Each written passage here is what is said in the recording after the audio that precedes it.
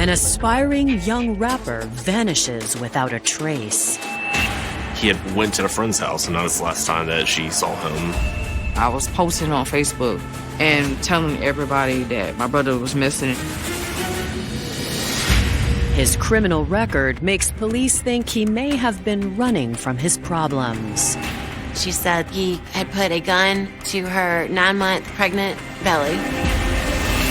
But when an informant comes forward, the case takes a different turn. I asked him, what can you tell me? And it was an information bomb. He's been shot 4 times. At least one of those shots was in the back. I kind of was numb when I heard about it. And the evidence points to a killer driven by rage and desire. She had been texting him about where was he and who was he with. Her rage was building over the course of those hours. I think something just kind of broke inside her mind. She killed him, disposed of him, and then helped everybody look for his body. That's just next level evil. It's December 22nd, 2021 in Columbia, South Carolina. While most residents are getting ready for Christmas, 29-year-old Taylor Wardlaw is on the phone to police about her missing boyfriend, Terrell Sims. We got the call from Taylor Wardlaw that Terrell had gone missing. She said that he had last been seen 2 days prior at her house, where they lived together.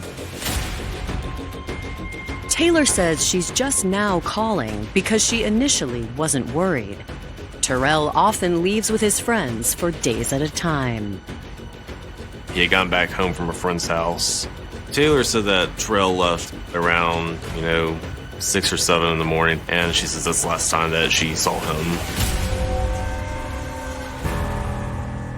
Taylor says that their relationship is not perfect, but they're in love and they don't really have problems. Taylor suggested that Terrell kind of lived by his own rules. So for him to be gone for one day wouldn't necessarily cause too much alarm with her. The unusual part is that he wasn't contacting anybody. He wasn't answering the phone. Now, she's afraid something might be wrong. You could tell that she seemed to be in distress, worried. Missing person reports are considered high priority.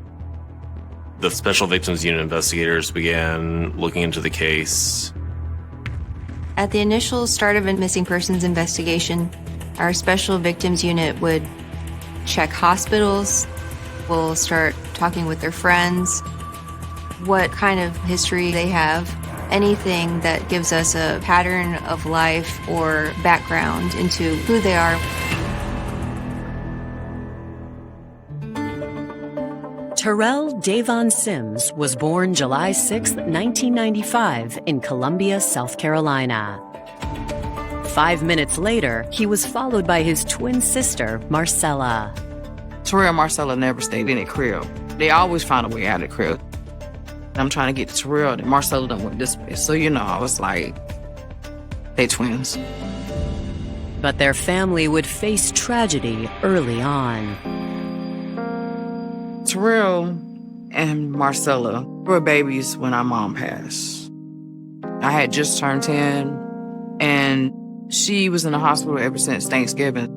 I think it was December the 18th, 1995, when she passed.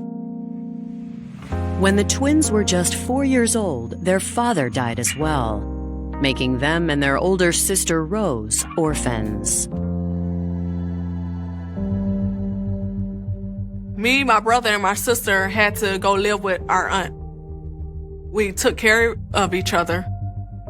Growing up, I had a lot of responsibilities with Terrell and Marcella. I would try to help out as much as I could.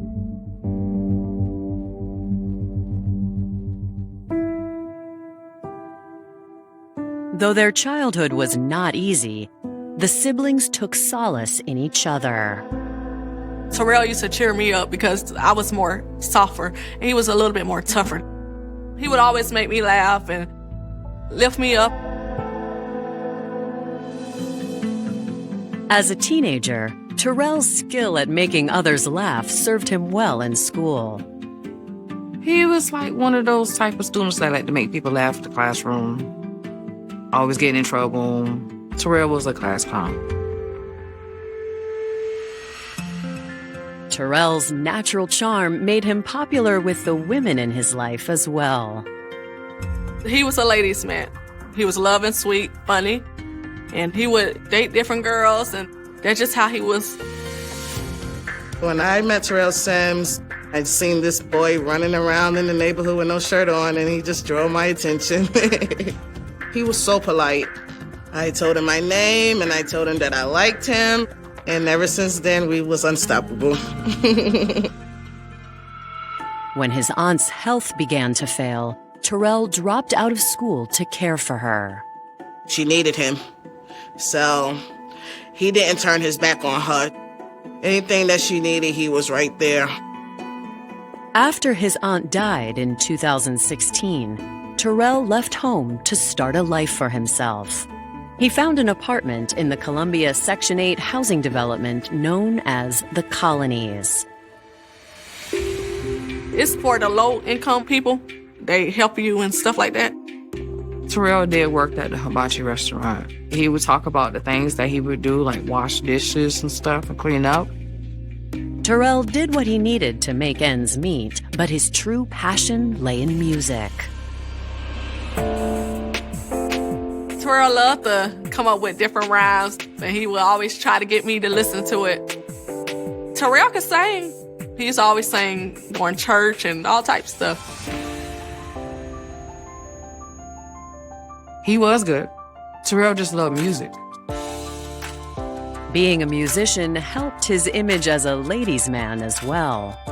By the time he was 23, Terrell had fathered 3 children.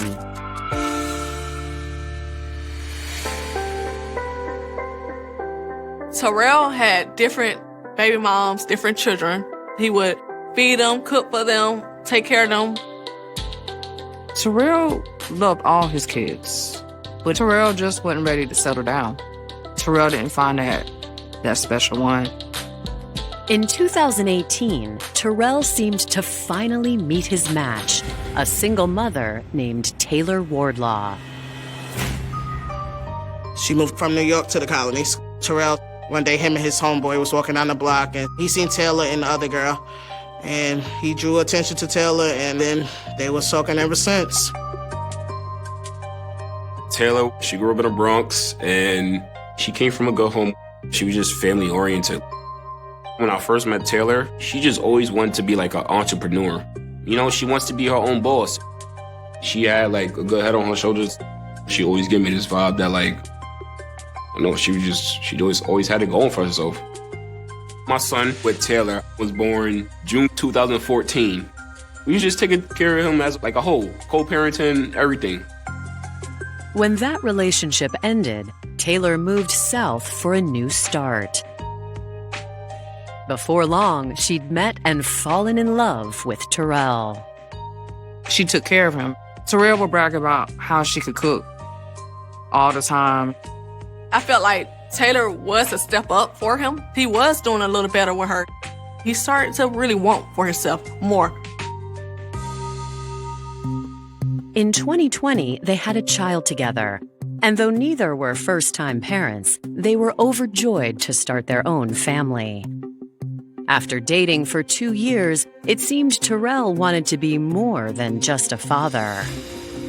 That's when Terrell moved in with Taylor.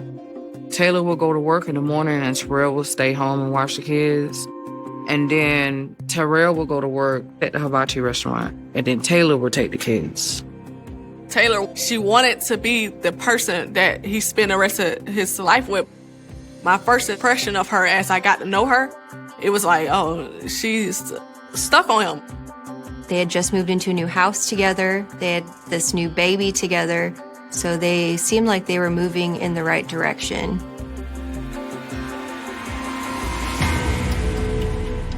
Now, just 3 days before Christmas, Terrell is missing, and no one seems to know where he is.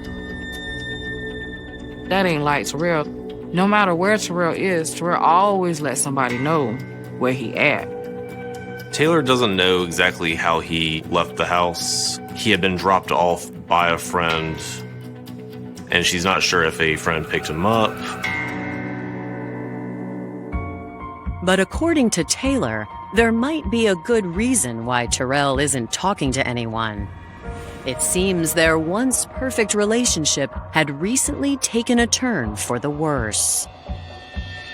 She said that Terrell was on bond for domestic violence. He had previously gotten out of jail a few months prior to going missing. Terrell and Taylor had, at times, a tumultuous relationship. At that point, she's worried that he may have gotten up and left town. Coming up, a look into Terrell's life hints at unspoken tensions. We got the idea that Terrell wanted to find a way out. And a new witness comes forward with disturbing allegations. Taylor said that Terrell had come home late and they got into some sort of argument.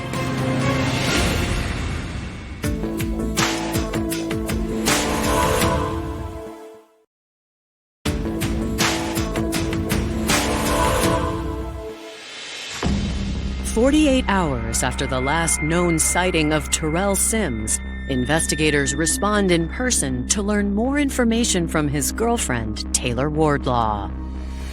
Taylor tells investigators that she and Terrell had a tumultuous history, and about 18 months ago, it turned violent. Police reports indicated that the summer of 2020, Taylor called the police to report a domestic violence event. She relayed to them that he had put a gun to her 9-month pregnant belly, threatened her life. There was nothing other than the statement to corroborate what happened. This was a he said, she said kind of situation. Ultimately, he was arrested because they did develop probable cause. Terrell had a few misdemeanors, but the charge of domestic violence seemed like a large step from his other charges. Records show Terrell sat in jail for almost a year before posting bail, missing the birth of their child. He was released 4 months prior, in August of 2021, but is currently facing charges of domestic violence of an aggravated nature. And he had an ankle monitor. In this case, there's an exclusion zone that's set, and people that are on ankle monitor, they cannot go within 1,000 feet of the victim's address. There was a strict no contact provision in his bond, so he was not supposed to be in contact with Taylor, certainly not living with her. And of course, he was. Taylor never updated her address with the ankle monitor company, so that was how they circumvented being able to maintain the relationship after he bonded out.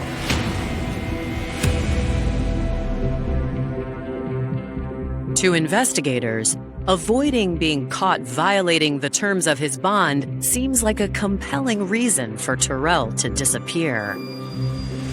The question is, why he hasn't contacted Taylor or his family. We found out that Taylor was actually the one that posted the bond for Terrell back in August. She stayed in contact with him the entire time he was in jail.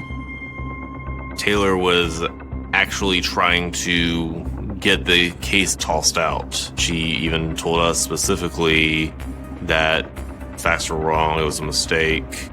She said that she did not feel threatened by him and that she wanted him back in the home so he could be a dad to their newborn. When those domestic violence things started coming up, I was surprised because he never bruised at me, and we've been together a long time. Terrell wouldn't pull no gun out on Taylor. He wouldn't do that.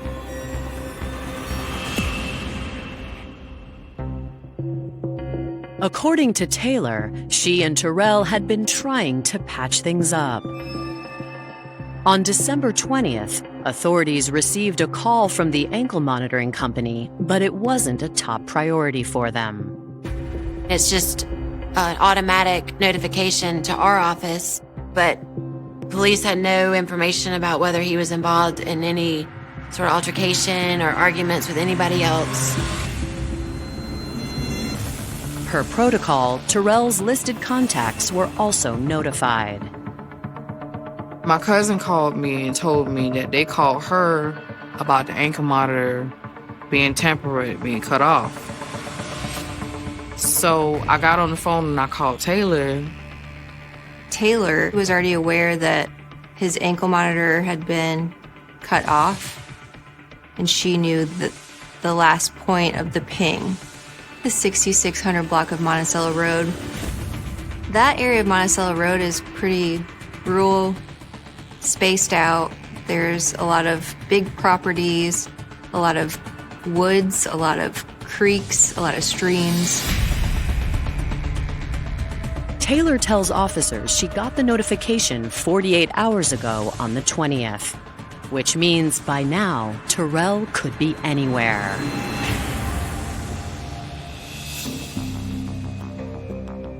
Columbia police put out a statewide alert for other agencies to be on the lookout. At the time, we're dealing with COVID. People are calling out of work. So we're having to work on modified schedules. Since police don't have the resources for a manhunt, Terrell's sisters take matters into their own hands. I was posting on Facebook and telling everybody that my brother was missing. With Terrell missing for 48 hours, Taylor takes to social media to organize a search of her own. Normally when a person go missing, you be like, okay, let's get together as a family and let's find him. It was none of that.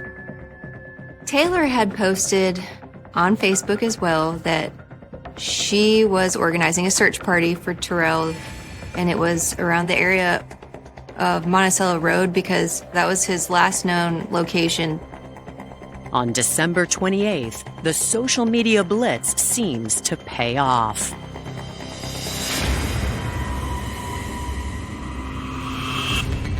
In the middle of the night, Columbia Police Department got an unexpected visitor at headquarters who wanted to speak with an investigator. She said that she might have some information regarding Terrell's whereabouts. She says he's in fact dead, and she knows who did it.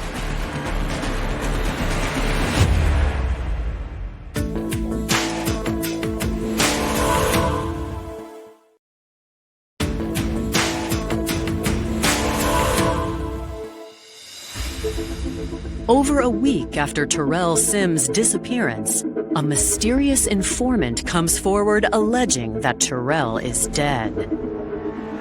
The case is immediately reassigned to Sergeant Mitch Henry with the Violent Crime Unit. I sat her down, and I always start my interviews very open-ended. What can you tell me? And it was an information bomb. The first thing that she tells me is that Taylor, who is a friend to her, as well as a male that she knew by the name Youngsta, came to her house pretty late that night. She says they sat in her car talking for a while. Then, Taylor suddenly made a startling confession. Taylor told her, I did it. I killed Terrell. The witness says that Taylor said that he had come home late and they got into some sort of argument. She thought that he was cheating on her. Taylor told her that he had hit her. And so she said she shot him. She had shot him 4 times, but one of them missed. At the time, Taylor's car was in the shop. She had a rental car. And she said that one of these bullets actually went through the siding of the house outside and struck the front hood of her rental vehicle. According to the witness, Youngsta helped Taylor get rid of the evidence. The witness didn't get any impression that he had anything to do with the killing, but did help Taylor move the body. Youngster tells Taylor, I know a spot where we can dump him. So as they're driving out there, it's a good 30, 40 minutes from Terrell and Taylor's home. They remove the ankle monitor from Terrell's leg and toss it out a window. Taylor told her that they dumped the body off of an embankment in a small creek off of Monticello Road.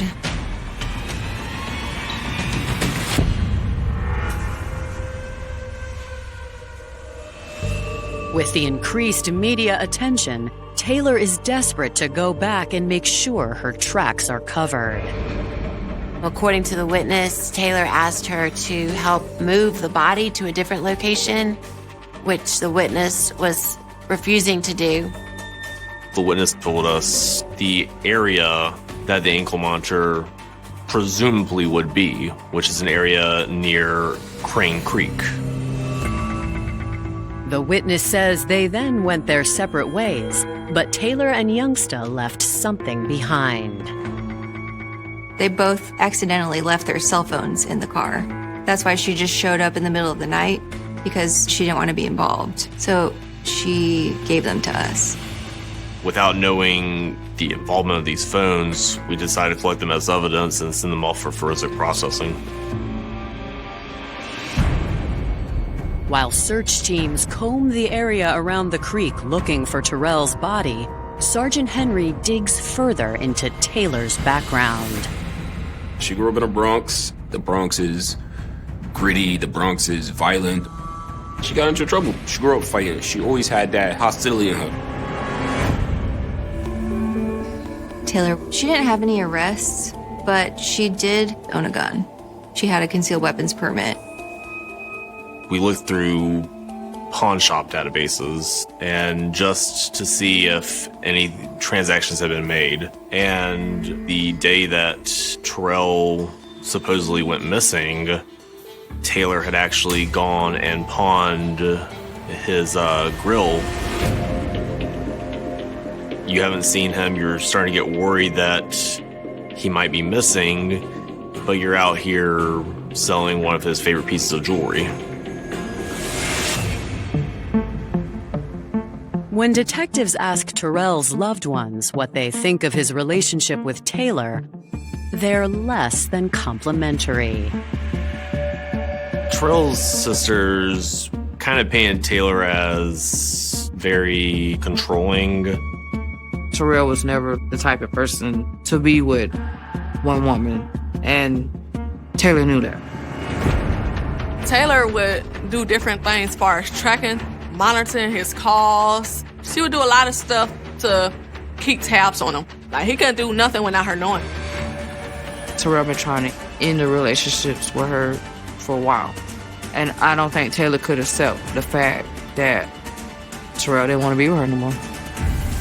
We knew who the suspect was. We were in communication with Taylor. We just had to prove that it was her.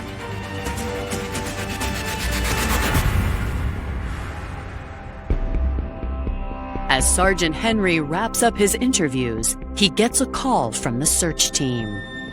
They haven't found Terrell's body yet, but they have found something else.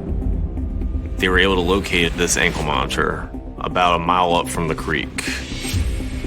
It gave a lot more credibility to our witnesses' statement, and we were able to actually pull some data off of that device.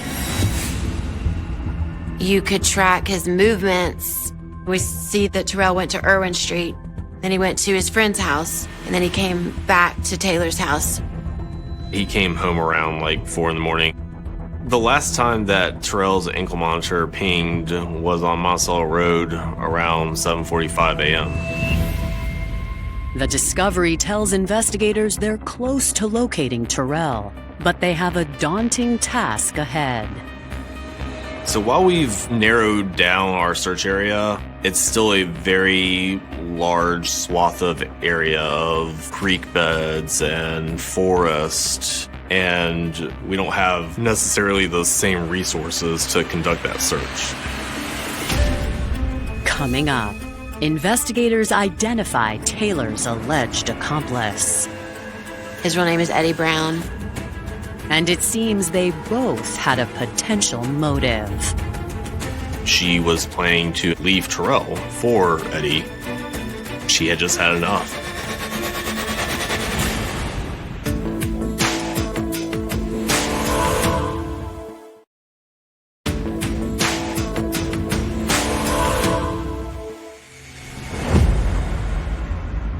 With the discovery of Terrell Sims' ankle monitor, investigators are becoming convinced Taylor Wardlaw is a suspect in a potential homicide. But without a body to prove it, they need to proceed with caution. We're ready to talk to Taylor, but we're not ready to interrogate her yet. We want to talk to her just as a follow-up to the missing persons investigation. We don't want her to have any semblance that we're onto her as a homicide suspect. We need to know what she knows without her knowing that we know that. Taylor pretty much gives us the same story that she gave the initial investigator. Since Taylor is sticking to her story, detectives turn their attention to her alleged accomplice.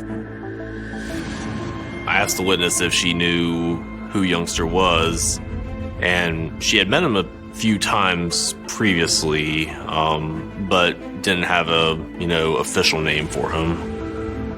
Investigator Nowlin is very good at identifying and finding people, so I said, well, what better person to try and figure out Youngster's identity? Another one of my team members, they started calling up all the local rental car agencies to see if anyone had rented a car to Taylor. And sure enough, one did. And they said, yeah, when we got the car, it had some sort of damage to the hood that she didn't report. It's a bullet hole, just like the witness said it would be. We process portions of the car with a compound that will illuminate in the presence of blood, and we found that there were traces in the trunk of the car. They can't be sure the blood is Terrell's until it's tested. As samples are sent to the lab for analysis, investigator Nowlin is having a breakthrough of her own. The witness said that Youngster had assisted in dumping his body, and she gave us his Facebook name. I did my due diligence and went to Taylor's Facebook page and located one of her friends that was Youngster, and I identified him.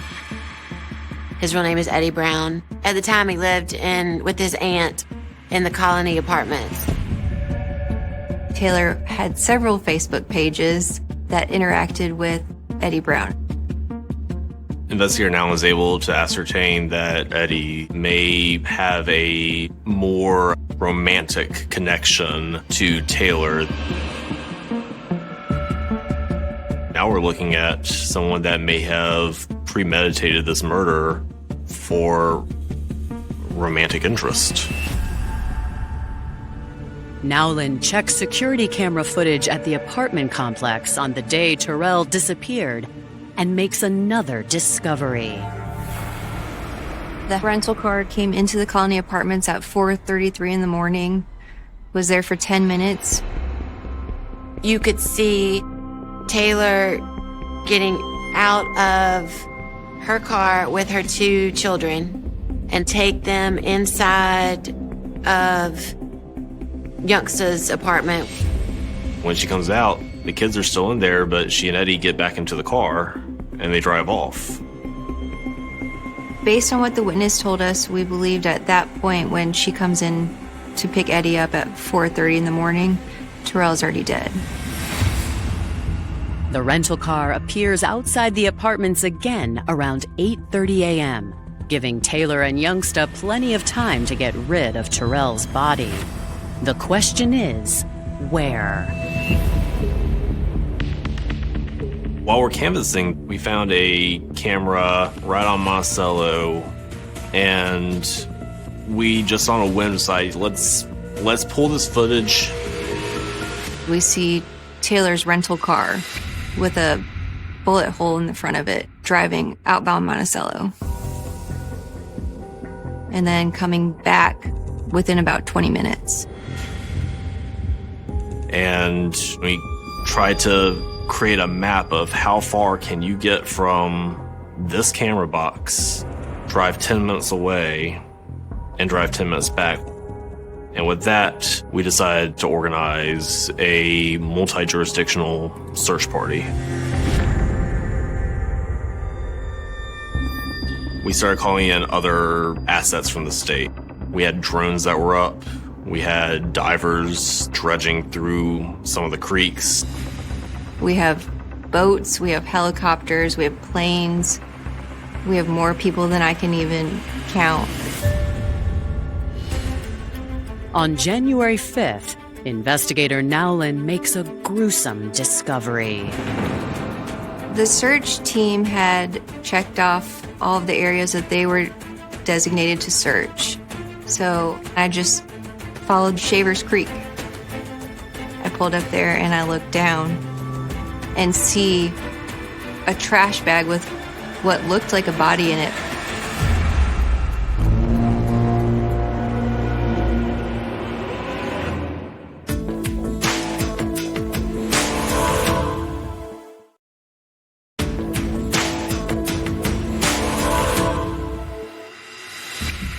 After over 2 weeks of searching, investigators have just discovered the body of Terrell Sims in an embankment. Because it was so cold and the creek was so shallow, it actually preserved his body very well. There were still a lot of features that were still evident. Tattoos could still be seen. And we can still make out that, yes, that is Terrell. Once the body is recovered, officers are able to make a positive identification while they await autopsy results. For Terrell's loved ones, the news is devastating. I've been crying and going through emotions before because I already felt like he was gone. So when I heard that, it was like I was numb. I'm glad they found him, rather than them not finding him at all. It was emotional, but at the same time, was a little bit of justice. Later that day, Taylor Wardlaw is arrested and charged with murder. When we arrested her, she had been on the phone. All she did was just say, I'm gonna have to call you back. She knew the game was up at that point. Taylor immediately asks for a lawyer. Do you wish to talk to us? Yeah, but I still want a lawyer because I don't know why I'm here. Okay. So you want a lawyer? Mm-hmm. On January 5th, 2022, a body that was believed to be the victim was located in Shavers Creek. He's dead? While Taylor is held in custody, investigators proceed to search the home for any evidence of a struggle. There was a gun box for a 9mm Ruger in a safe in the house, but the gun was unaccounted for. There was one swab from the living room door frame that presumptively tested positive for blood that came back to Terrell Sims' profile. While investigators make plans to speak to Eddie Brown, the medical examiner's autopsy report gives them an idea of what happened in the apartment. Once the autopsy is conducted, it gives us an estimate about how long he's been deceased, which had been, at this point, roughly 2 weeks. It tells us he's been shot 4 times. At least one of those shots was in the back. The projectiles that were collected were consistent with being fired from a 9mm. It's possible that the first shots were to the front, but somebody that is running away, there's no justification to shoot them in the back. All of that just goes to show a cover-up of a killing versus if it was self-defense. In the days that follow, 30-year-old Eddie Youngsta Brown is apprehended and questioned by police. Eddie was nervous. He knew that he didn't kill Terrell. He didn't want to go down for that. He did provide a statement, eventually admitting what his role was in this, which was assisting Taylor in putting the body from the home into the trunk of the car and then removing the monitor and assisting her with dumping the body into the creek. Based off of our interview with him, we were confident that we had enough evidence to get a conviction for accessory after the fact to the murder. So we ended up charging him with that. Eddie is released on bond while prosecutors prep the case for trial. While waiting for trial, we're starting to get back some of the results from the forensic exams that we've done, specifically on the cell phones.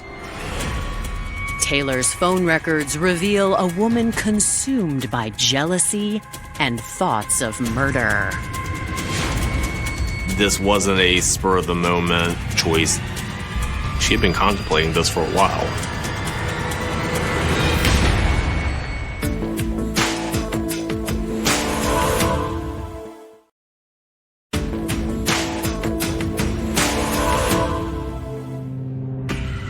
When prosecutors review the evidence, witness statement, and video surveillance footage, it's clear to them Taylor Wardlaw conspired to kill her boyfriend, Terrell Sims. The final piece of the puzzle is motive, which her cell phone records provide. We started to get back text messages, emails, different exchanges between Taylor and Eddie. And what we come to learn is there was a relationship going on between Taylor and Eddie. She was planning to, in some capacity, leave Terrell for Eddie. Taylor might have been cheating with another man, but that didn't mean she could handle the thought of Terrell with another woman. The only motive that we could clearly see was just her anger towards him that she thought he was cheating on her. She had been texting him in the days leading up about why he wasn't coming home and where was he and who was he with. Everything that we gathered from her phone, it was just, she was jealous. If I can't have you, nobody can. To the prosecution, Taylor was a powder keg waiting to explode. And it finally happened on December 20th. She was calling him over and over and over that night. I'm sure that her rage was building over the course of those hours. In her text messages, there's no outright premeditation being said, but it's the reading between the lines. She's texting Eddie while this is all going on, saying that she thinks he's out cheating on her. He finally came home around 3:30, and then there's no phone activity for about 33 minutes. We'll never truly know what happened that night. My best working theory is an argument broke out between him and Taylor. Taylor could have started it because of her insecurities and worries about his infidelity. I think something just kind of broke inside her mind. So we believe Taylor snapped. She pulled out a gun and shot him. She obviously had a plan because she knew to go immediately to Eddie. I think that she had just had enough. After she convinced Eddie to help her get rid of Terrell's body, Taylor came up with a cover story and reported him missing. I think it's really crazy how she killed him, disposed of him, and then helped everybody look for his body. That's just next level evil. Taylor spends the next 2 years in jail awaiting trial. It was very obvious in this case that they were going to go the route of self-defense, considering that he was already on an ankle monitor for allegedly assaulting her a year and a half prior. But if this was truly someone that she was scared of, then why would you call him so many times that night?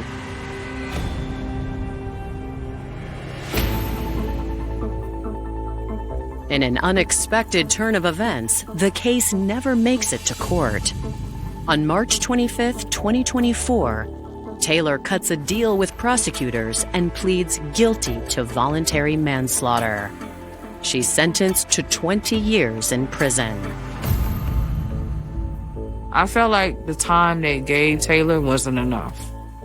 I felt like justice wasn't served enough for him. I thank God that she did plead guilty. It's not like I was happy, but I know God has the last say so.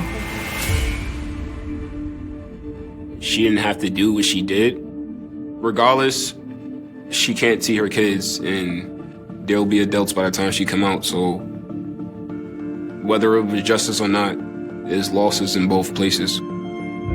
Terrell, he was a good person. I mean, he might not have been perfect, but if he can do anything to help anybody, that's what Terrell would do. I would miss his laughs, his random text messages, sending me pictures of his kids, joking.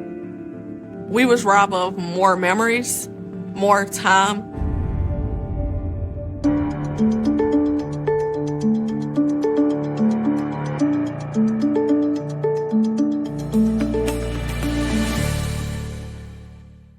There are crimes that shock a city. There are crimes that remain in the memory of an entire region for decades. And then there are crimes that leave behind a question that people continue to ask long after the investigators have left the scene. How could something so terrible happen inside a home that was supposed to be a place of safety? The Sitar family murders became one of the most horrifying family massacres in the history of Manitoba, Canada. It was not a crime that happened in a crowded street, under the eyes of strangers.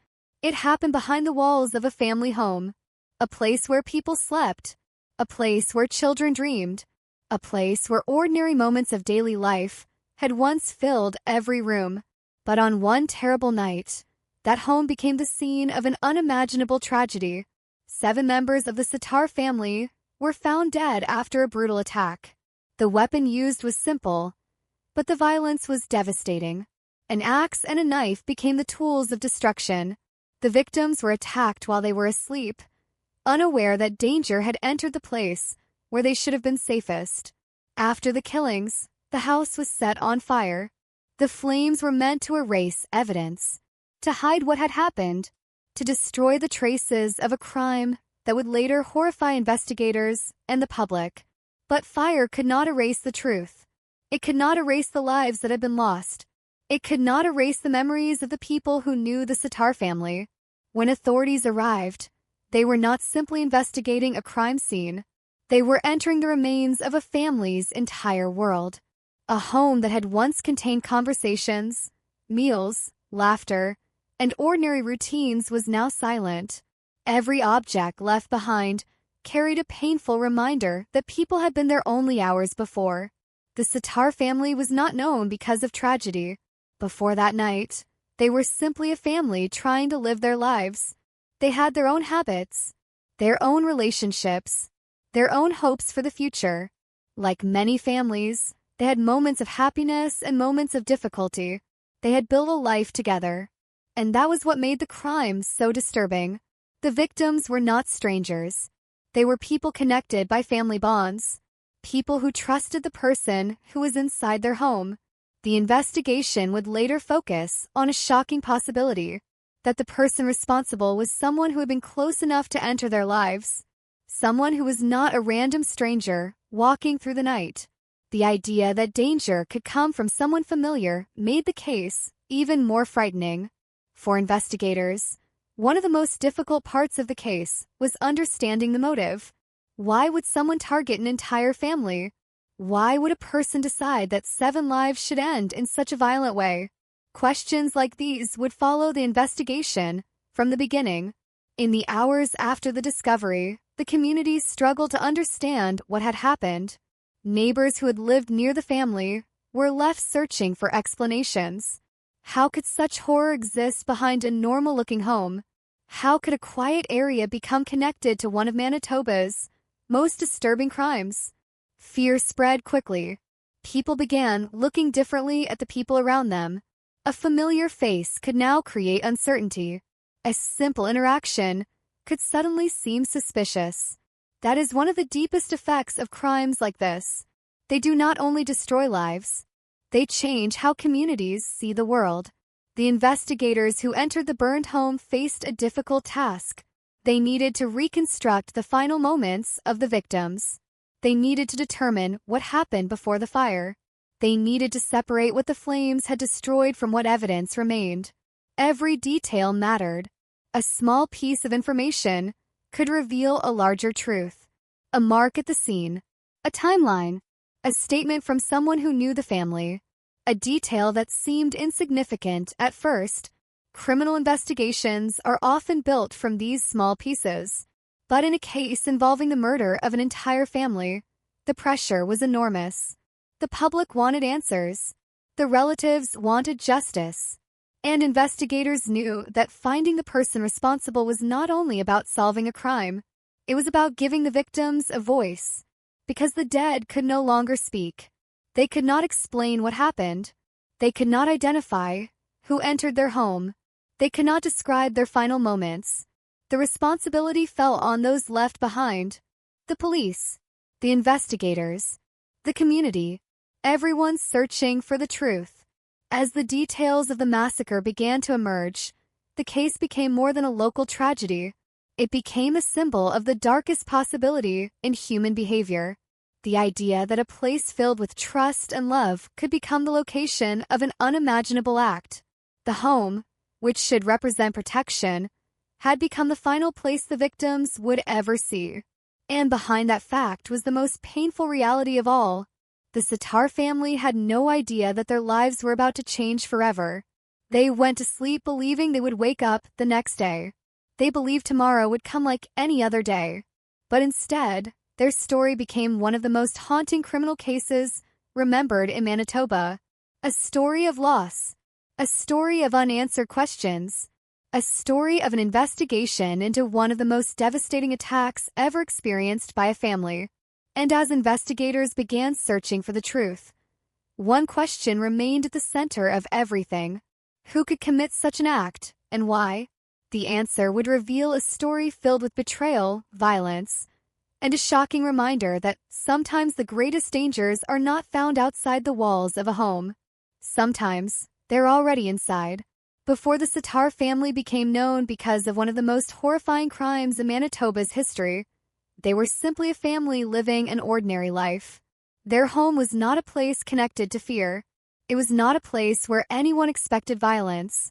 Like many homes across Canada, it was a place filled with daily routines, familiar voices, and small moments that rarely seem important until they are suddenly gone. A home is often more than just walls and a roof. It is where people feel protected. It is where families create memories. It is where children grow up, where meals are shared, where conversations happen at the end of a long day. That feeling of safety was exactly what made the crime so disturbing. The tragedy did not happen in a distant, unknown location. It happened in a place connected to family, trust, and everyday life. The Sitar family lived in Manitoba, a province known for its wide landscapes, cold winters, and close communities where neighbors often know each other. In many areas, people take comfort in familiarity. They recognize the faces around them.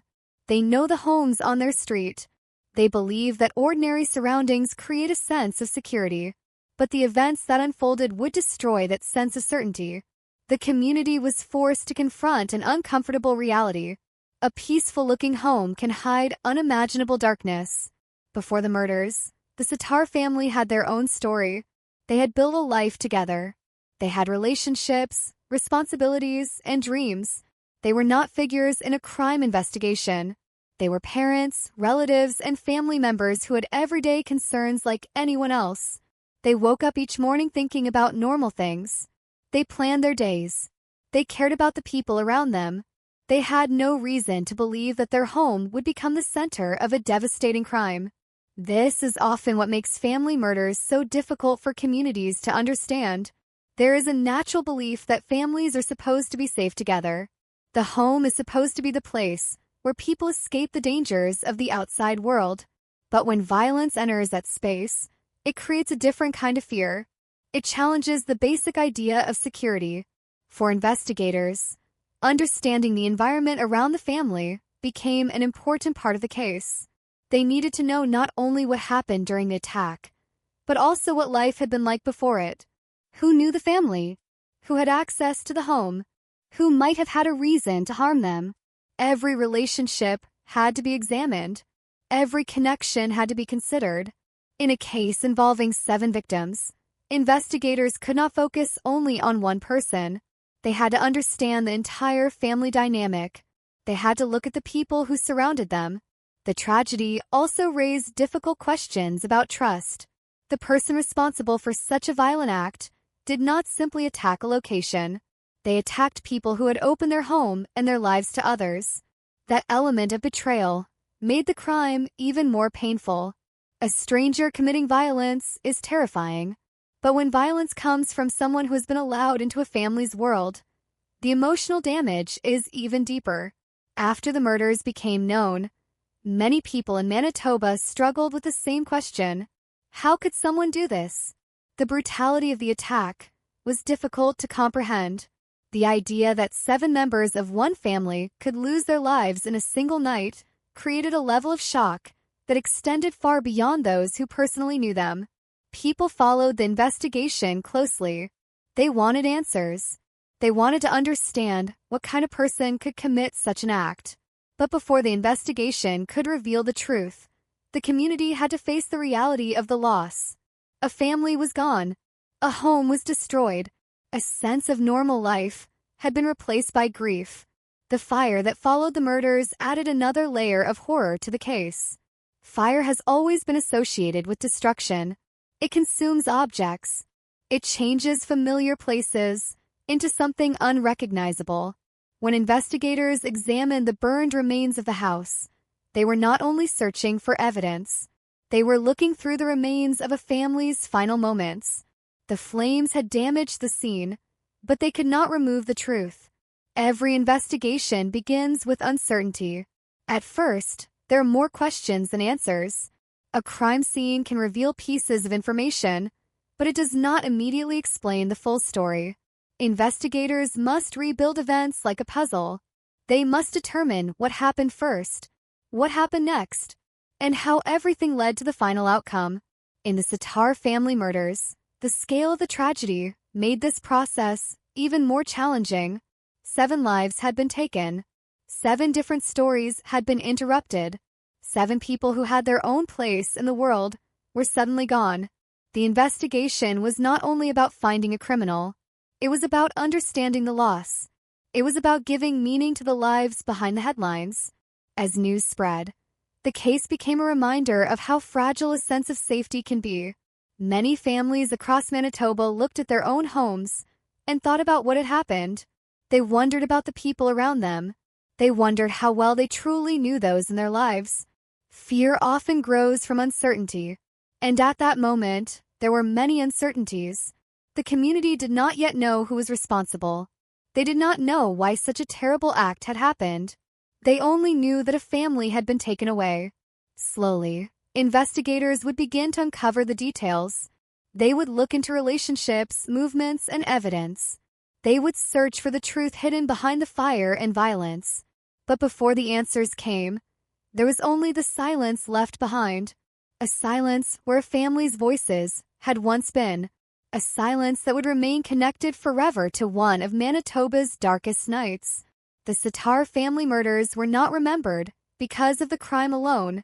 They were remembered because of what was lost: a family, a home, a sense of peace, and a question that would continue to haunt everyone searching for the truth. What happened inside the house on the night when everything changed forever? Before the Sitar family became a name connected to one of Manitoba's most disturbing crimes, they were simply people living their lives. They had routines, they had relationships, they had memories that existed far away from the darkness that would later surround their name. When a tragedy of this scale happens, the public often remembers the crime first: the headlines, the investigation, the shocking details. But behind every terrible event are real people whose lives were much bigger than the moment they were taken away. The Sitar family were not just victims in a criminal case. They were individuals. They were family members. They were people who had dreams, responsibilities, and connections to the world around them. Each person had their own personality, their own experiences, their own place within the family. And understanding that human side is important, because a crime like this is not only about what happened, it is also about who was lost. Families are built through thousands of ordinary moments: a conversation during a meal, a familiar voice in the hallway, a shared laugh, a simple routine repeated every day. These moments often seem insignificant while they are happening, but after a tragedy, those are the memories that become the most valuable. For those who knew the Sitar family, the pain was not only about losing people, it was about losing the future they were supposed to have. Future conversations that would never happen. Future celebrations that would never take place. Future memories that would never be created. That is the true weight of a family tragedy. It does not only end lives, it changes the lives of everyone left behind. The Sitar family had created a home that represented stability, a place where family members could gather, a place where daily life continued with its normal challenges and joys. Like any family, they were not defined by one single moment. They were defined by years of experiences, by the relationships between them, by the bond that connected them. That bond is what made the crime so painful to understand. The attack did not simply remove individuals from the world. It destroyed an entire family unit. 7 people who were connected by blood, love, and shared history were suddenly gone. For investigators, this reality was impossible to ignore. They were not investigating a single loss. They were investigating the destruction of an entire household. Every victim represented a separate life, a separate story, a separate group of people who cared about them. Behind the police reports and evidence files were families and friends trying to process something that felt impossible. There is a particular kind of grief that follows a violent crime. It is different from other forms of loss, because along with sadness comes the need to understand. People ask questions. What happened? Why did it happen? Could anything have been different? Those questions often remain long after the investigation ends. For the relatives and people close to the Sitar family, the tragedy was not just something they read about or watched in the news. It was something that changed their lives forever. The victims had their own identities beyond the crime. They had their own memories, their own personalities, their own importance to the people around them. But when a case becomes famous, there is always a danger that the victims become reduced to a few sentences, a number, a location, a detail in an investigation. That is why remembering who they were matters. Because every person lost in a tragedy had a life before the tragedy. They had mornings when they woke up and expected another ordinary day. They had plans. They had concerns that had nothing to do with crime. They had moments of happiness that would never appear in a newspaper. The Sitar family murders became especially disturbing because the victims were not lost in a random public attack. They were in their own home, a place where people normally lower their guard, a place where they expected protection. The idea that a family could be attacked while sleeping created a deep sense of fear. Sleep represents vulnerability. It represents the moment when people trust the world around them enough to close their eyes. The victims had that trust, and that trust was violently broken. As investigators began examining the case, they had to reconstruct not only the crime, but the lives that came before it. They needed to understand the family.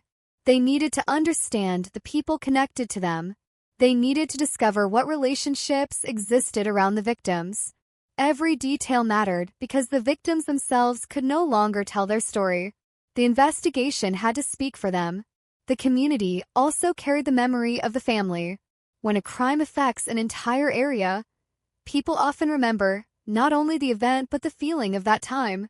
The shock, the sadness, the uncertainty, the moment when a familiar place became associated with something unimaginable.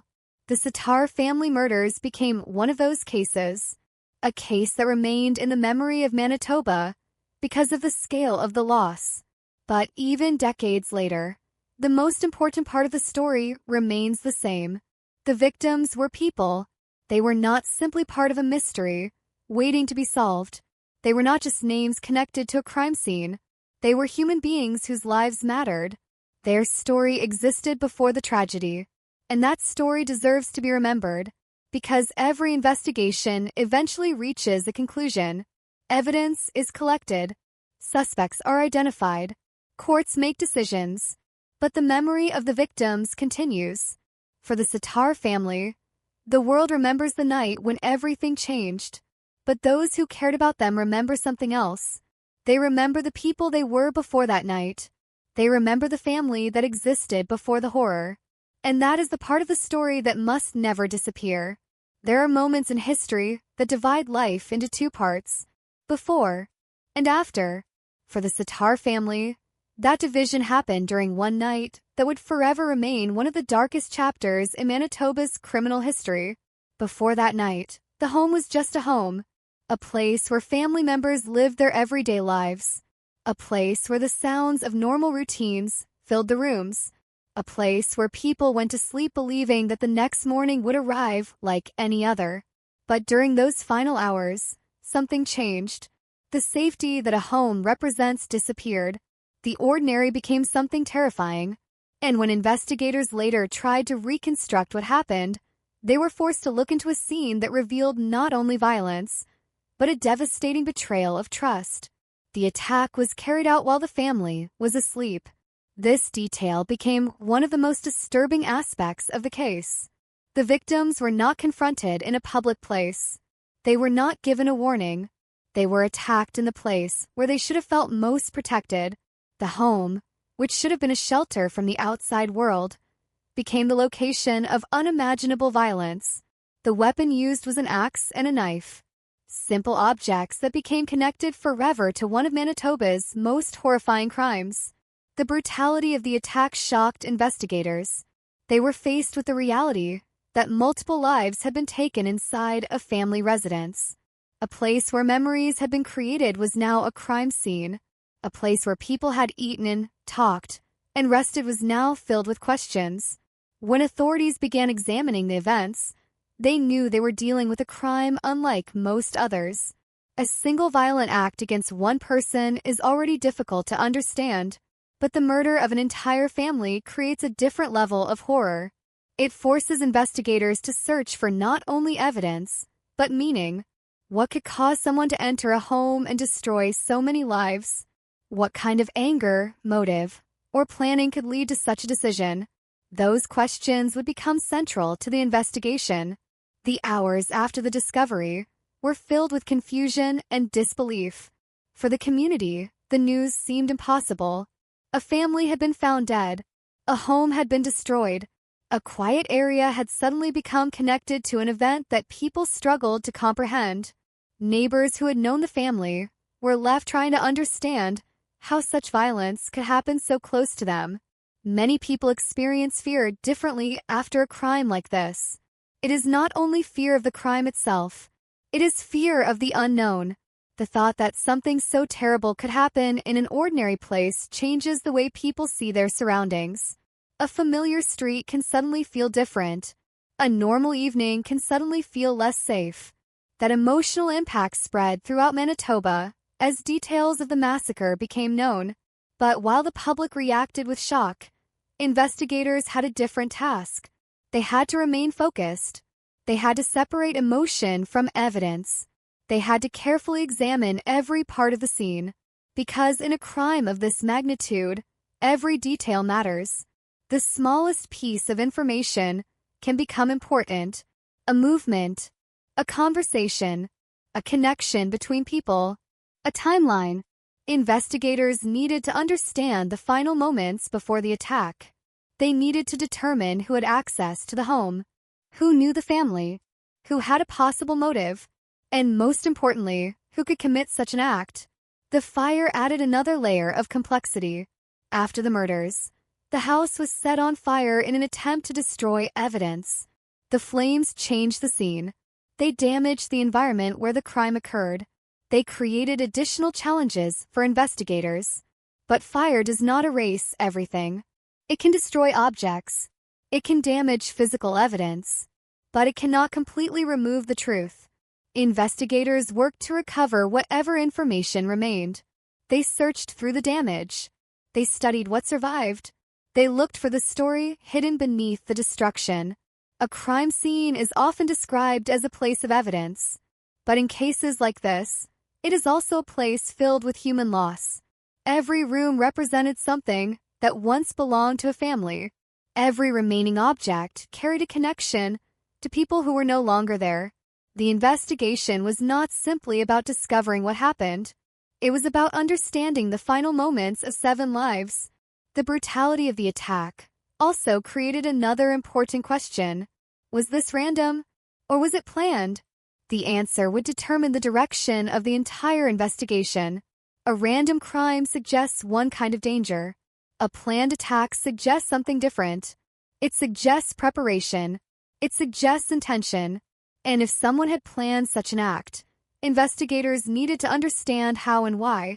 As detectives continued their work, they began looking deeper into the relationships surrounding the family.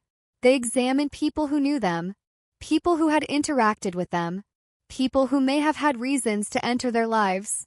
Because in many cases involving family violence, the key to understanding the crime is not found far away. It is found within the connections between people. The Sattar family murders created a painful contradiction. The victims were surrounded by the things that represented their lives, their home, their belongings, their memories. Yet the person responsible had turned that same environment into a place of destruction. That contrast made the crime even more disturbing. A home is usually where people feel most human. It is where people remove their public identities, where they relax, where they trust. The attack shattered that trust completely. As the investigation moved forward, one thing became clear. This was not only a tragedy for one family, it was a case that would remain in Manitoba's memory for years. A case that forced people to confront the darkest possibilities of human behavior. A case that began with one terrible night inside a home. A night when 7 lives were taken. A night that left behind only questions. And for investigators searching for answers, the most important question remained. Who entered the Sattar home? And what drove them to commit such an unimaginable crime? When investigators arrived at the Sattar family home, they were not simply walking into a crime scene. They were walking into the remains of a family's final moments. The house, once a place of ordinary life, had been transformed into a scene of unimaginable tragedy. The damage caused by the fire created an atmosphere of destruction and confusion. The walls that had once protected the family were now surrounded by smoke, damage, and silence. Every step taken by investigators carried the weight of what they were discovering. Behind every piece of evidence was the reality that 7 people had lost their lives. The first moments at a crime scene are always critical. Investigators know that time can change evidence. Details can disappear. Memories can become unclear. And in a case involving an entire family, the pressure to understand what happened becomes even greater. They had to determine the sequence of events.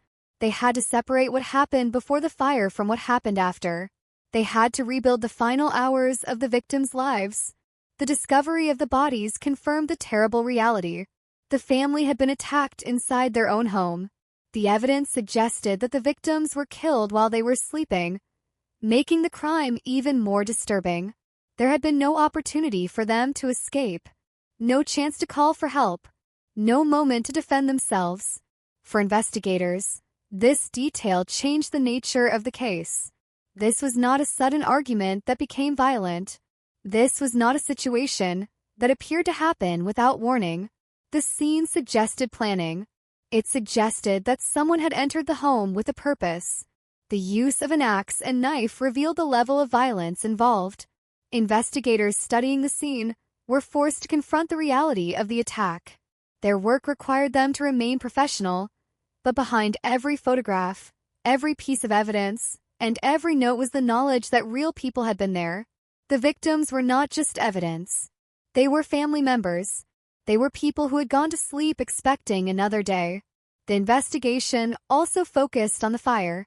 Setting the house on fire appeared to be an attempt to destroy evidence and hide the crime. This created additional challenges. Fire can damage physical clues. It can change the appearance of a scene. It can make it more difficult to understand what happened. But investigators are trained to look beyond the obvious. A burned home may appear destroyed, but even destruction can reveal information. The pattern of damage, the location of certain objects, the remains of different areas inside the house. All of these details can help reconstruct events. The investigators had to treat the scene like a puzzle. A puzzle where some pieces had been damaged or lost, but enough remained to begin building the truth. As news of the discovery spread, the community reacted with shock. People wanted answers. They wanted to know who could commit such a crime. They wanted to understand why this family had been targeted. But in the early stages of an investigation, answers are often difficult to find. There are only questions. Investigators must work through uncertainty. They must examine possibilities without knowing which direction will lead them to the truth. Every person connected to the family had to be considered. Friends, neighbors, people who had visited the home, people who had contact with the victims. The investigation could not rely on emotion. It had to rely on facts. One of the biggest challenges in a case like this is understanding the relationship between the victims and the person responsible. When strangers are involved, investigators often search for outside connections. But when an entire family is killed inside their home, the question becomes more complicated. Who knew their routines? Who knew when they would be there? Who could enter without immediately raising suspicion? These questions became central because the crime did not only involve violence. It involved access. It involved knowledge. It involved someone being close enough to reach the family. The discovery also revealed the heartbreaking reality that the victims had been together during their final moments. A family that had shared life together was lost together. For relatives and friends, this created a special kind of grief. There was no single person to mourn. There was an entire family missing. The community struggled with the scale of the loss. 7 lives, 7 stories, 7 people who would never return. The investigation continued under enormous public attention. People followed every development. Rumors spread. Theories appeared. But investigators knew that solving a crime required patience. The truth could not be built on guesses. It had to be built on evidence. Every interview mattered. Every timeline mattered. Every detail from the scene mattered. The search for answers would take time, but slowly, the investigators began moving from the horror of the discovery toward the process of understanding. They began asking not only what happened, but how it happened. How did someone enter the home? How did the attack begin? What happened afterward? Why was the house set on fire? Each question brought them closer to the truth, but it also revealed the painful reality of the case. The Sitar family murders were not a tragedy caused by a random moment. They appeared to be something more deliberate, something planned, something carried out with a specific intention. And as investigators continued searching for the person responsible, the focus shifted from the destroyed home to the people connected to it. Because the answers would not come only from the crime scene. They would come from understanding the relationships, the history, and the hidden details surrounding the Sitar family. The burned house had revealed the horror. Now investigators had to uncover the story behind it. And somewhere within that story was the person responsible for one of Manitoba's most shocking family massacres. After the discovery of the Sitar family murders, investigators were faced with one of the most difficult challenges a police department can experience. They were not investigating the death of one person. They were investigating the destruction of an entire family. 7 lives had been taken, a home had been burned, and the person responsible had disappeared into the uncertainty that followed the crime. At the beginning of any investigation, there is a moment when everything is possible. Every explanation must be considered. Every connection must be examined. Investigators cannot allow emotion to control their decisions. Even when the details of the crime are disturbing, they must follow evidence. They must follow patterns. They must follow the truth, wherever it leads. The Sitar case created many questions from the very beginning. The violence suggested that this was not a random event. The fire suggested an attempt to hide what had happened. The fact that the victims were attacked inside their own homes suggested that the person responsible may have known the family or their routine. Someone had entered their world. Someone had crossed a line that most people could never imagine crossing.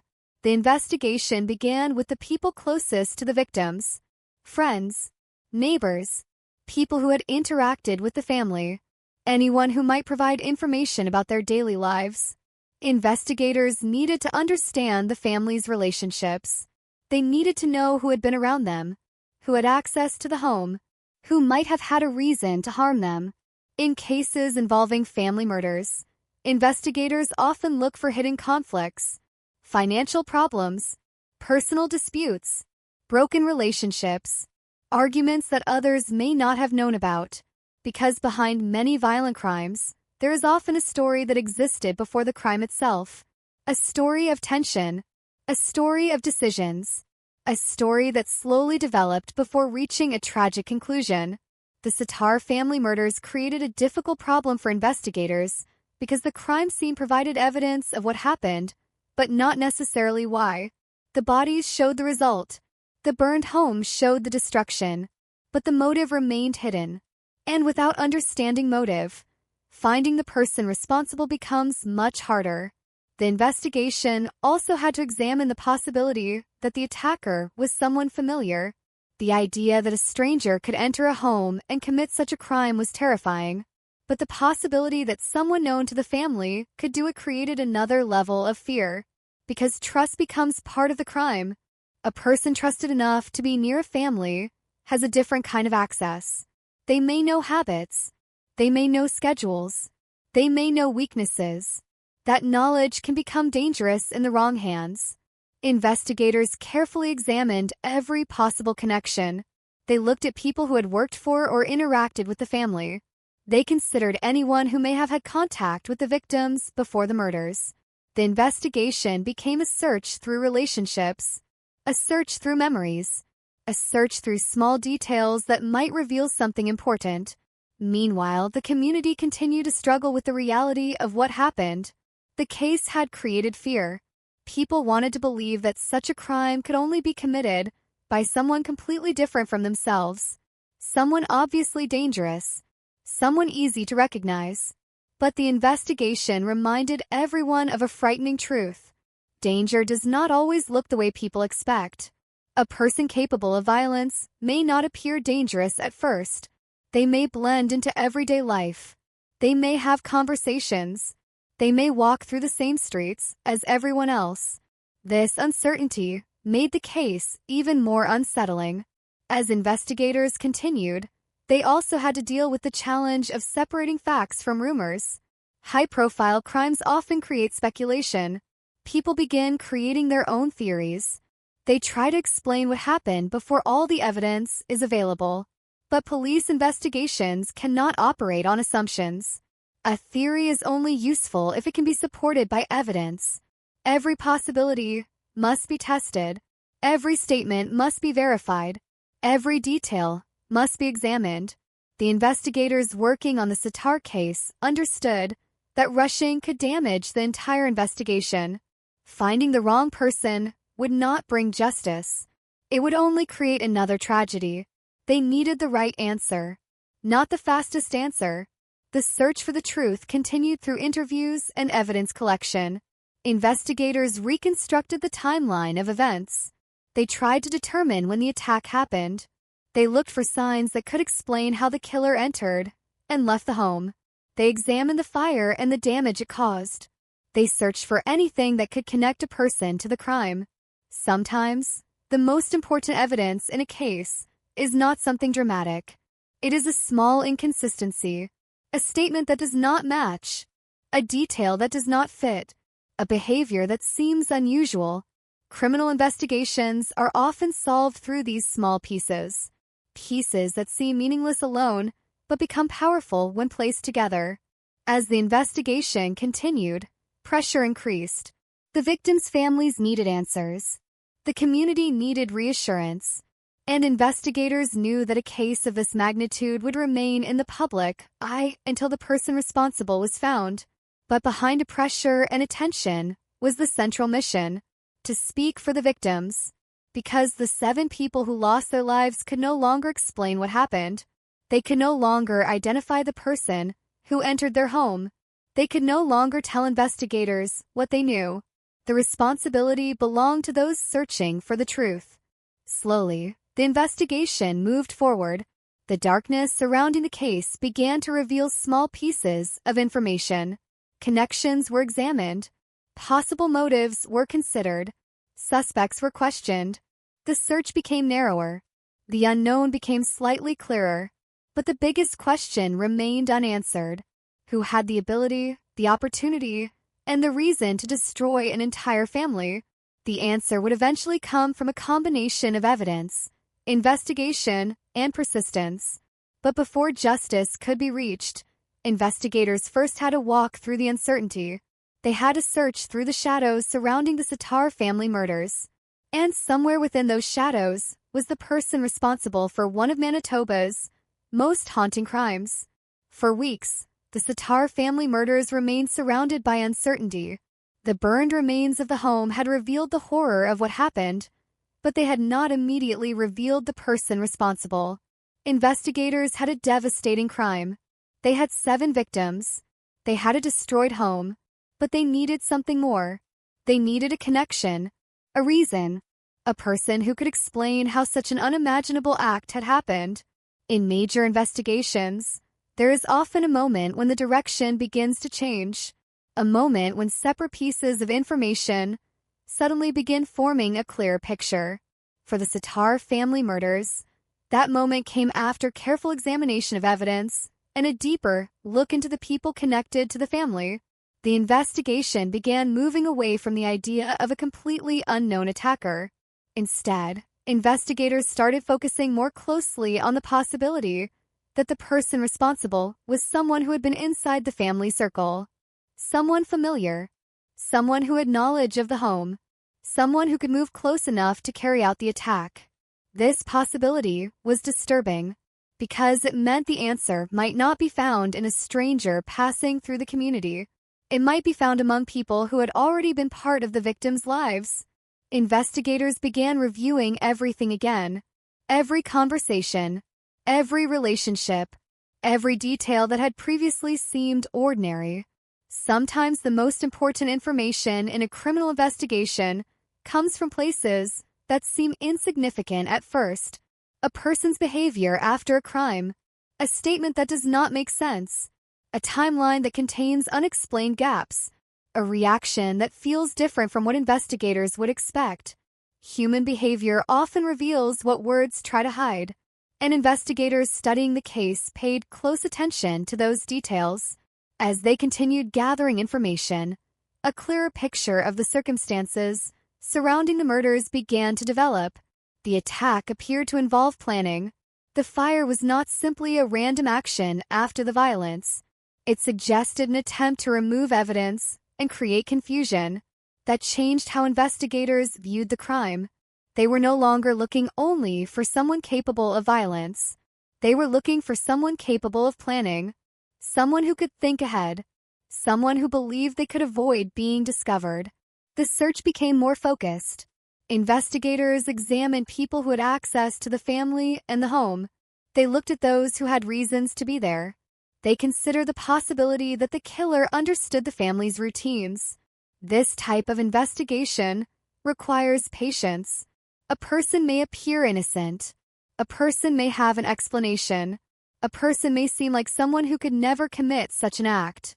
But investigators cannot rely only on appearances. They must look beneath the surface. They must compare statements with evidence. They must search for contradictions. The case also demonstrated one of the most difficult parts of criminal investigations. Sometimes the truth is hidden not because there is no evidence, but because the evidence is scattered.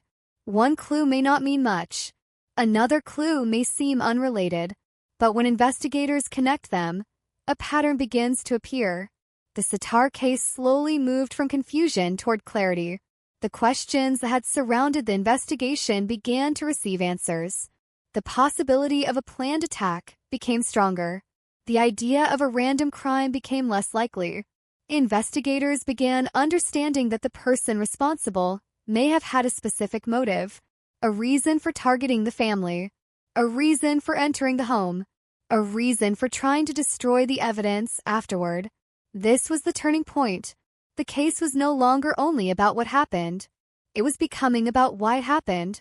And the search for motive often leads investigators closer to the person responsible. Because violence usually has a history.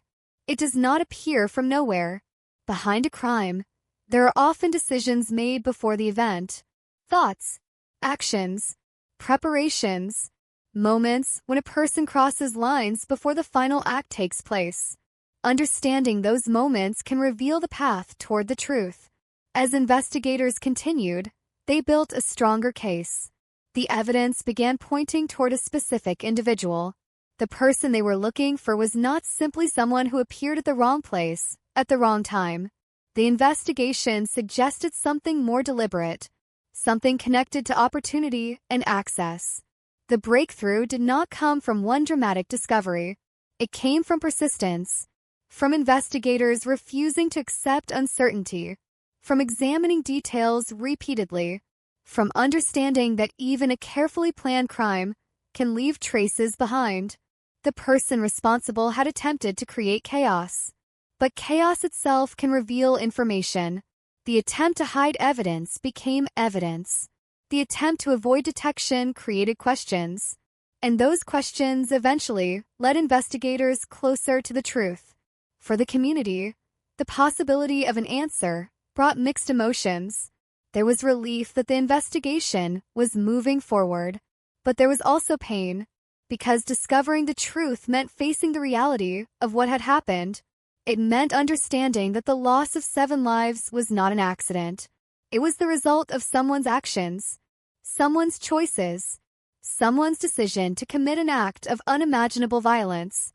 The Sitar family murders would remain remembered not only because of their brutality, but because of the way they challenged people's understanding of trust and safety. The case showed that investigations often require looking beyond the obvious. The truth may be buried beneath fear, confusion, and false appearances. But with time and determination, it can be uncovered. The investigators had finally reached the point where the darkness surrounding the case began to disappear. The questions that had haunted the community were beginning to receive answers. The search for justice was entering a new stage. The mystery was no longer about whether someone would be found. It was about what would happen when the person responsible finally faced the consequences. And after months of searching through evidence, relationships, and unanswered questions, the investigation had reached the moment everyone had been waiting for. The moment when the name behind the tragedy would finally come into the light. After the long investigation into the Sitar family murders, the case moved from the quiet work of detectives into the public world of the courtroom. For investigators, the courtroom represented the final stage of their search for answers. For the families of the victims, it represented something much deeper. It was a place where they hoped the truth would finally be recognized. a place where the voices of the 7 people who were lost could be represented through evidence and testimony. The trial was not only about proving what happened, it was about explaining how and why such a devastating crime had occurred. Every piece of evidence collected during the investigation now had a purpose. Every interview, every discovery, every detail from the crime scene, all of it became part of a larger story presented before the court. The prosecution's responsibility was to show that the accused was connected to the murders. They had to demonstrate that the crime was not simply a terrible event without explanation. They had to establish a clear connection between the evidence and the person on trial. The defense, meanwhile, had a different responsibility. They challenged the prosecution's interpretation. They questioned the evidence. They attempted to create doubt. This is the foundation of any criminal trial. The court is not a place where emotions alone decide the outcome. It is a place where evidence is examined carefully, where claims must be supported, where the final decision must come from the facts presented. For many people following the case, the trial was difficult to watch. The details reminded everyone of the terrible loss. Behind every piece of evidence was the memory of a family that had been taken away. The victims were no longer able to speak for themselves. Their stories had to be reconstructed through the work of investigators and the testimony of others. That is one of the hardest realities in cases involving murder. The people who know the most about what happened are often the people who cannot tell their story. The courtroom becomes the place where their absence is felt the most. As the trial continued, the prosecution presented the events that led to the deaths of the Sitar family. They explained the evidence collected after the fire. They described the circumstances surrounding the attack. They showed the court why investigators believed the crime had been planned rather than accidental. The evidence painted a picture of a deliberate act, a crime carried out with intention, a crime that required decisions before it happened. The prosecution argued that the person responsible had not simply lost control in a single moment. Instead, they suggested that the events were the result of choices made beforehand. The defense attempted to challenge that interpretation. They examined the weaknesses in the case. They questioned whether every conclusion drawn by investigators could be proven beyond reasonable doubt. This back and forth is a normal part of the justice system. A conviction requires more than suspicion. It requires proof, and the court had to carefully consider everything presented. The emotional weight of the case was impossible to ignore. A family had been destroyed. A community had been shocked. The public wanted justice, but the legal process required patience. The court had to focus on evidence rather than public emotion. As the trial moved forward, the details of the crime became clearer. The investigation that had begun with confusion and uncertainty was now being examined in a formal setting. Every piece of information had to stand on its own. Every conclusion had to be supported. The courtroom became the final place where the story of the Sitar family murders would be examined. For the relatives and people who cared about the victims, the process was painful. A trial can bring answers, but it can also reopen wounds. Each detail forces people to remember the moment their lives changed. Justice does not remove the pain of loss. It does not bring back the people who were taken. But for many families, justice represents recognition. It confirms that what happened mattered. It confirms that the victims' lives mattered. And it creates an official record of the truth. The case became one of Manitoba's most remembered crimes because of the scale of the tragedy. The murder of an entire family is something that leaves a permanent mark. It becomes part of local history, part of the memory of a community. The court proceedings were not only about punishment, they were about accountability, about answering the question that had remained since the night of the murders. Who was responsible? After the evidence was examined and the arguments were presented, the court reached its decision. The person accused of the crime was found responsible for the murders. The legal process had reached its conclusion. But even after the verdict, the story of the Sitar family murders did not simply disappear. A courtroom decision can close a criminal case, but it cannot erase the impact of what happened. The families and friends of the victims still had to continue living with the loss. The community still carried the memory of the tragedy, and the victims remained remembered not only because of the way they died, but because they had lived. The justice system had delivered an answer, but the emotional consequences continued. Cases like this show that justice has many forms. There is the justice delivered by courts. There is the justice of remembering victims. And there is the justice of learning from tragedy. The Sattar family murders remain a reminder of the importance of investigation, evidence, and persistence. They show how difficult the search for truth can be. They show how much work is required to bring a case from uncertainty to resolution. But most importantly, they remind people that behind every criminal case are real lives, real families, real losses. The courtroom may have been the final stage of the legal battle, but for those who loved the victims, the journey of remembering them would continue long after the verdict was announced. Years after the Sattar family murders, the details of the crime continued to remain in the memory of Manitoba. Some cases disappear from public attention as time passes. Some crimes become old newspaper stories. But certain tragedies leave a deeper mark. They become part of the history of a community. They become stories people remember not only because of what happened, but because of the questions they raised about human nature, trust, and the safety people often take for granted. The Sattar family murders were one of those cases. The crime was shocking because of its scale. 7 members of one family were lost. A home that once represented normal life became forever connected to violence. A place that should have held memories of family became a symbol of tragedy. But beyond the horror of the crime, there was another story that deserved to be remembered. The story of the people who were gone. Because when a crime becomes famous, there's always a risk that the victims become known only through the tragedy that ended their lives. But the Sattar family existed before that night. They had identities. They had relationships. They had moments of happiness. They had people who cared about them. Their lives were not defined by the person who harmed them. They were defined by the years they lived before the tragedy. That is the part of the story that remains important. The victims were more than names connected to a criminal investigation. They were family members. They were friends. They were people who mattered to others. For those left behind, moving forward was not simple. A violent crime creates a different kind of grief. There is sadness, but there is also shock. There is the pain of losing someone and the pain of knowing how they were lost. Families affected by crimes like this often carry questions that may never fully disappear. Why did this happen? How could someone do this? Was there anything that could have changed the outcome?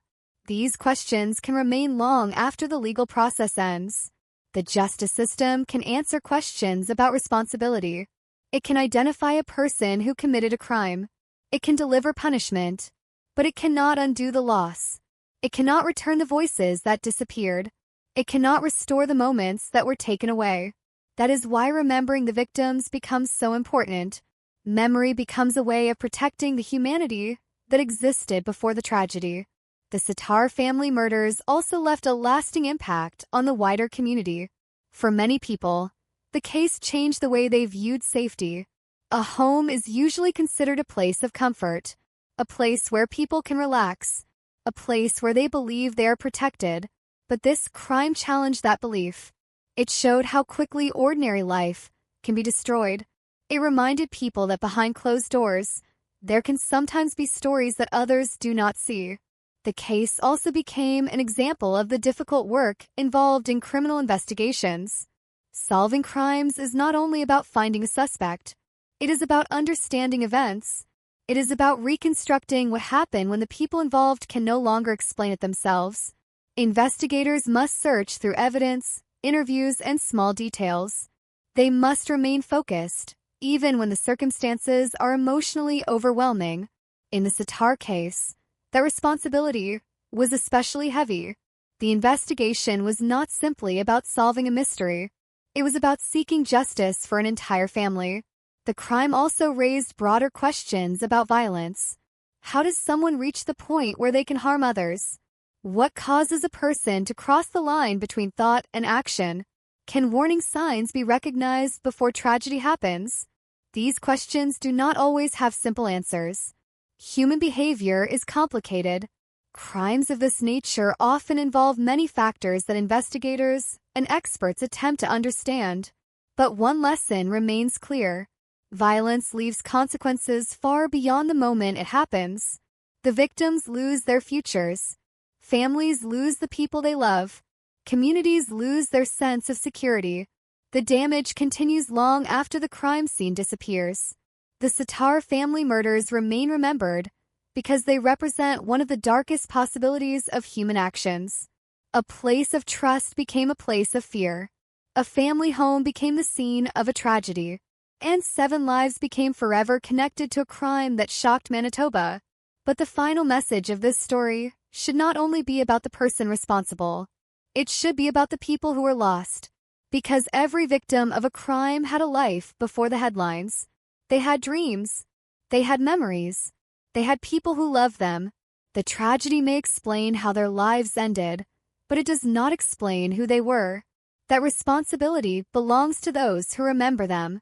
As time passes, investigations close. Courtrooms become quiet. News stories fade. But the memory of victims continues through the people who carry their stories. The Sitar family murders remain a reminder that behind every criminal case is a human story. A story of lives interrupted. A story of families changed forever. A story of a search for truth after unimaginable loss. And perhaps the most important lesson from this tragedy is that the victims should always remain at the center of the story. Not the violence, not the person who committed the crime, but the people whose lives mattered. The family who existed before the tragedy. The family whose memory continues beyond it. Even after the investigation ended and the legal process reached its conclusion, the Sitar family murders continue to raise difficult questions. Some crimes end when a verdict is delivered. Others continue living in the memories of the people who followed them. The Sitar case belonged to the second category. It remained a tragedy that people returned to again and again because it represented something deeply disturbing. Not only the loss of 7 lives, not only the violence, but the mystery of human behavior. What makes a person capable of committing such an act? How can someone look at another human being and decide to destroy their life? These questions have no simple answers. Criminal investigations can explain what happened. They can show the timeline. They can reveal evidence. They can identify responsibility. But understanding the mind behind a crime is often much more complicated. The Sitar family murders forced investigators, experts, and the public to think about the hidden parts of human nature. A person's actions are often the result of many different influences. Personal history, emotions, relationships, choices, and moments where decisions move from thoughts into actions. In cases involving extreme violence, people often search for a single explanation. They want one reason, one event, one answer that makes everything understandable. But reality is usually more complicated. A terrible crime is rarely explained by one simple factor. There can be many layers, many decisions, many moments leading toward the final act. That complexity is one reason these cases remain difficult to forget. The Sitar family murders were not only about what happened inside one home. They were about the impact that followed, the fear that spread through the community, the questions that remained among those who knew the victims, the emotional weight carried by everyone connected to the case. For neighbors and members of the community, the crime changed the way they viewed the world around them. Before the murders, the home was just another place. Afterward, it became a reminder of vulnerability. People who once believed their surroundings were predictable were forced to confront an uncomfortable reality. A peaceful appearance does not always reveal what is happening beneath the surface. This realization can leave a lasting psychological effect. Communities often recover from tragedy, but they do not always return to the exact way they were before. There is a memory attached to the event, a moment when ordinary life changed, a moment that becomes part of local history. The case also demonstrated the importance of understanding victims beyond the crime itself. In many famous criminal cases, public attention often focuses on the person responsible, the investigation, the evidence, the trial, the punishment, but the victims can become forgotten. The Sitar family murders remind people that the center of the story should always be the lives that were lost, the family members who had their own personalities, their own dreams, their own futures. They were not created by the tragedy. They existed before it, and their memories should not be replaced by the violence that ended their lives. Another important part of the aftermath was the way the case influenced discussions about crime prevention. When something terrible happens, people naturally ask whether it could have been stopped. Could someone have noticed something earlier? Were there warning signs? Could another outcome have been possible? These questions appear after many violent crimes. They come from a human desire to prevent future tragedies. But they are also difficult questions because hindsight changes the way people view events. After a crime occurs, details may seem obvious. Connections may appear clearer. But before the tragedy, people do not always know what those details mean. This is one of the challenges in understanding criminal behavior. Warning signs are not always visible. People can hide intentions.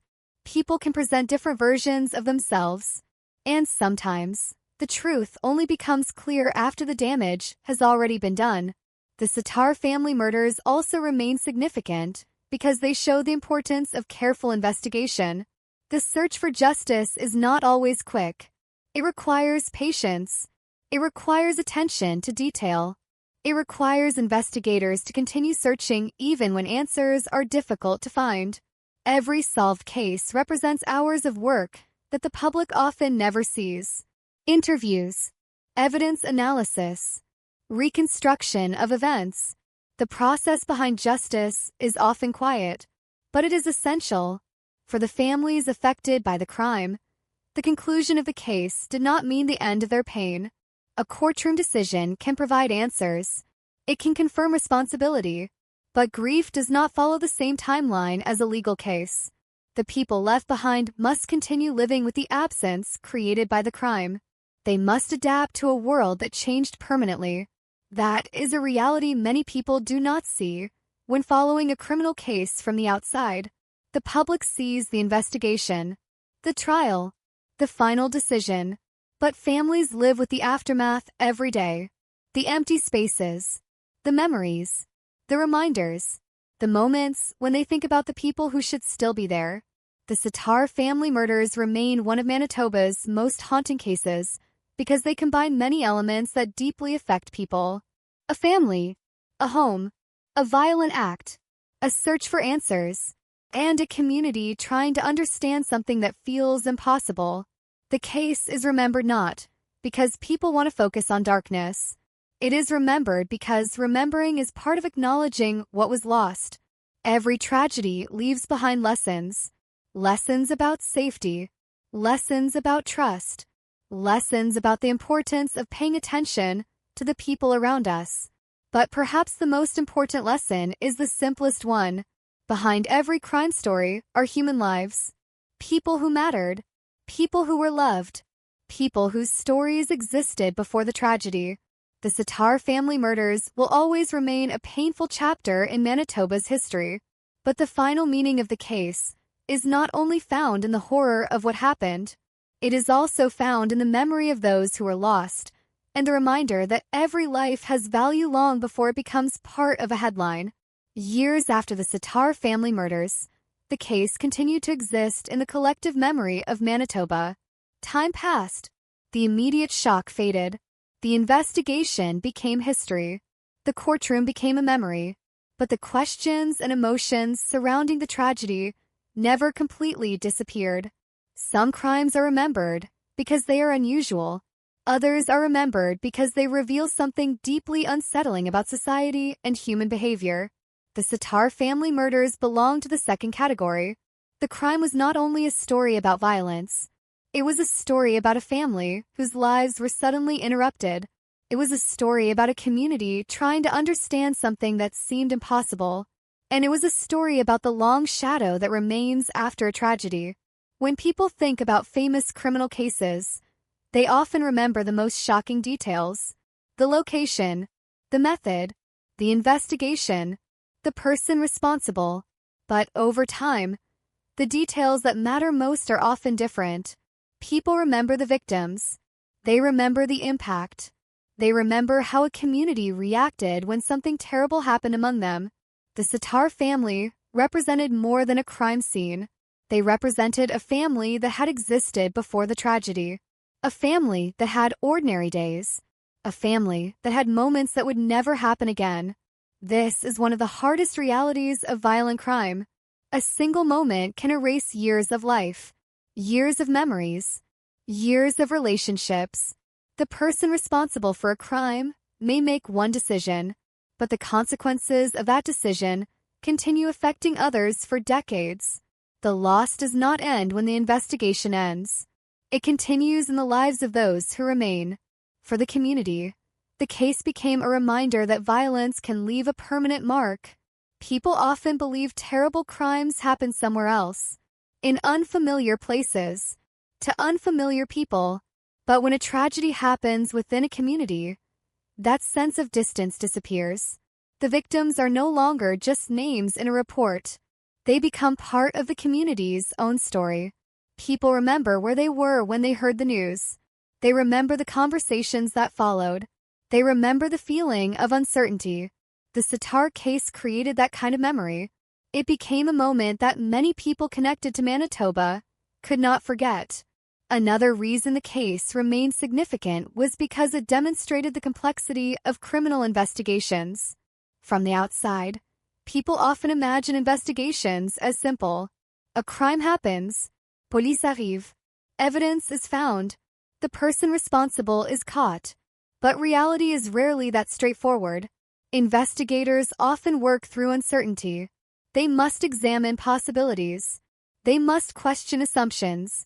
They must rebuild events from fragments. In the Sattar case, the challenge was not only finding evidence, it was understanding the story behind the evidence.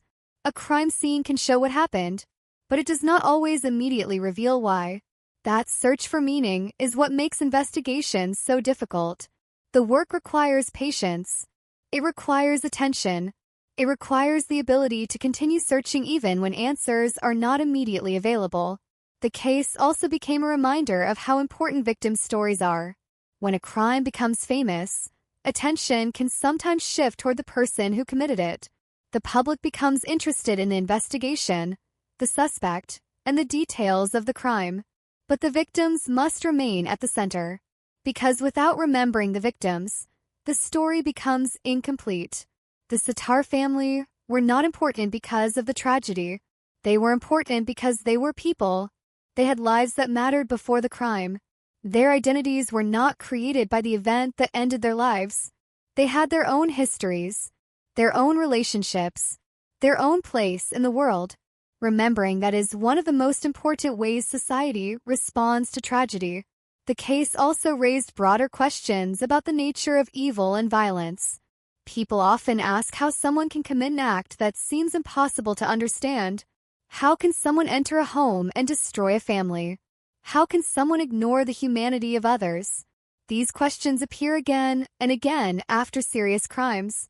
They reflect a basic human need to understand. People want to believe that there is a clear difference between ordinary life and terrible violence. But criminal cases often show that reality is more complicated. Human beings are capable of choices that can create enormous harm. Understanding those choices is difficult, but it is necessary if society hopes to prevent future tragedies. The Sattar family murders became part of that larger conversation. They encouraged people to think about violence, responsibility, and the importance of awareness. They reminded communities that safety is not something to take for granted, but they also showed something else. They showed the strength of people who continue living after loss. Families affected by tragedy often carry pain that others cannot fully see, but they also carry memories. They carry love. They carry the stories of those who are gone. And those stories continue. A criminal case may have an ending, a verdict may be delivered, a file may eventually be closed, but human memories do not work that way. People continue remembering. They continue honoring those who were lost. They continue asking what can be learned from the past. The Sitar family murders remain one of Manitoba's darkest chapters. But even within a story marked by violence, there is a reminder of something important: the value of human life, the importance of family, the need to remember people not only by how they died, but by how they lived. Because every victim of a crime had a story before the tragedy, and those stories deserve to survive. The story of the Sitar family murders remains one of the most disturbing chapters in Manitoba's criminal history. Decades may pass, investigations may close, and court documents may become part of the past, but some tragedies continue to stay alive in public memory. They remain because they represent more than a crime.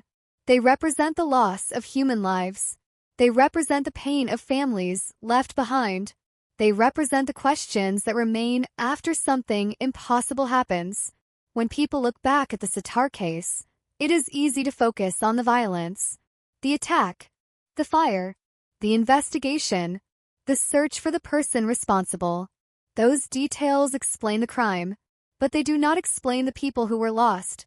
Before that terrible night, the Sitar family was not a crime story. They were a family living their lives. They had routines. They had relationships. They had ordinary moments that seemed unimportant at the time, but later became priceless memories for those who loved them. That is the part of the story that is often forgotten when a crime becomes famous. The victims existed before the tragedy. They laughed. They talked. They planned for the future. They had hopes and dreams. Their lives were much larger than the final moments that brought them into the news. The tragedy of violent crime is not only the moment when lives are taken, it is the future that disappears. Every victim represents years that will never happen, conversations that will never take place, memories that will never be created. For families, this is the deepest wound. They are not only mourning the person they lost, they are mourning everything that person could have experienced. The Sitar case also shows how a single criminal act can affect an entire community. A crime of this scale does not end at the location where it happened. Its impact spreads. Neighbors feel it. Friends feel it. People who never met the victims can still feel the weight of what happened, because certain crimes challenge the basic assumptions people have about the world.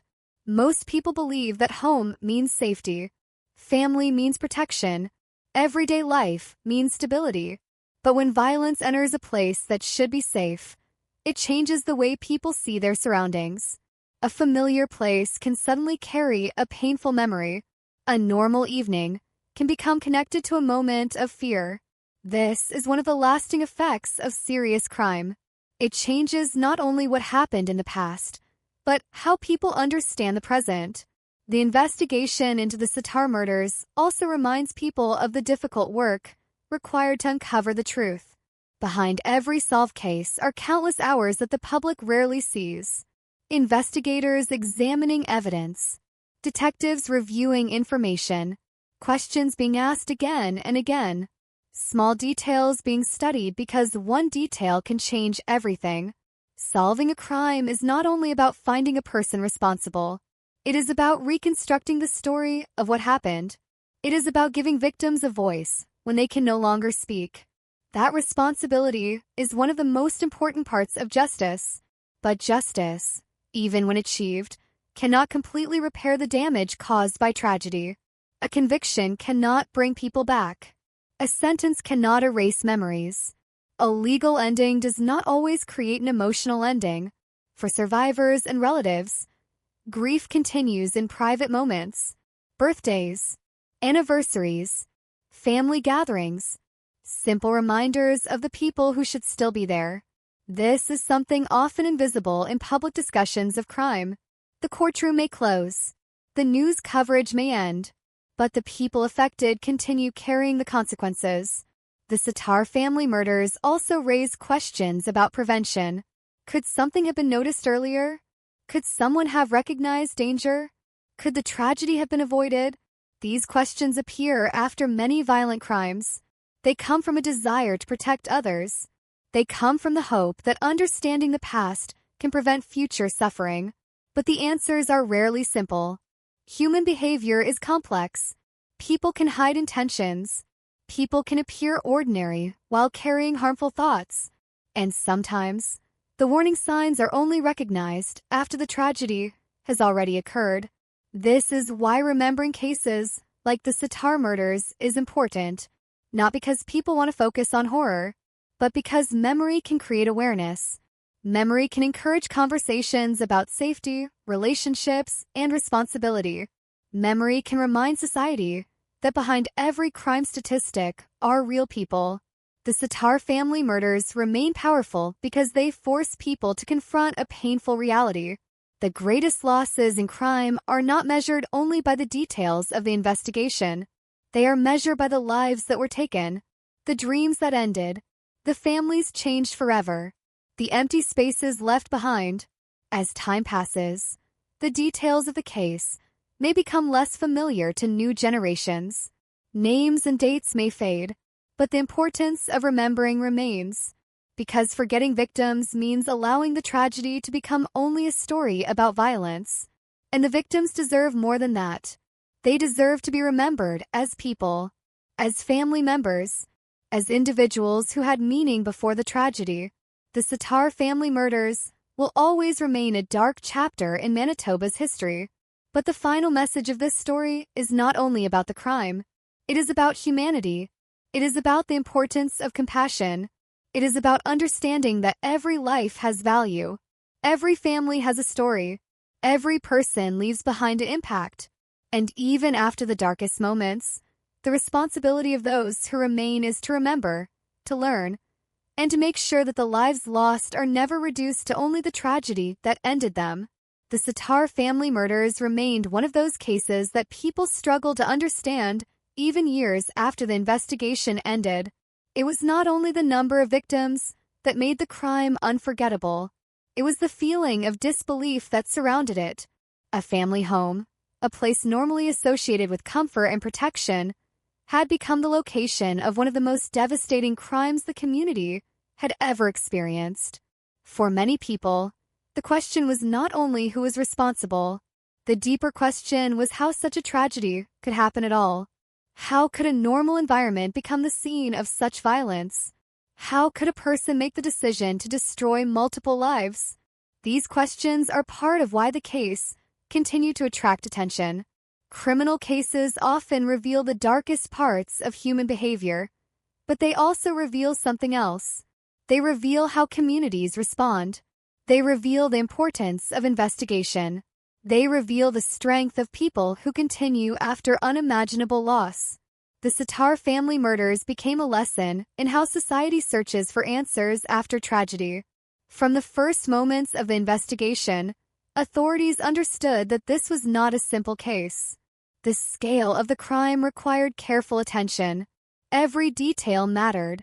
Every piece of information had to be examined. A single mistake could affect the entire search for justice. Investigators knew that emotion alone could not solve the case.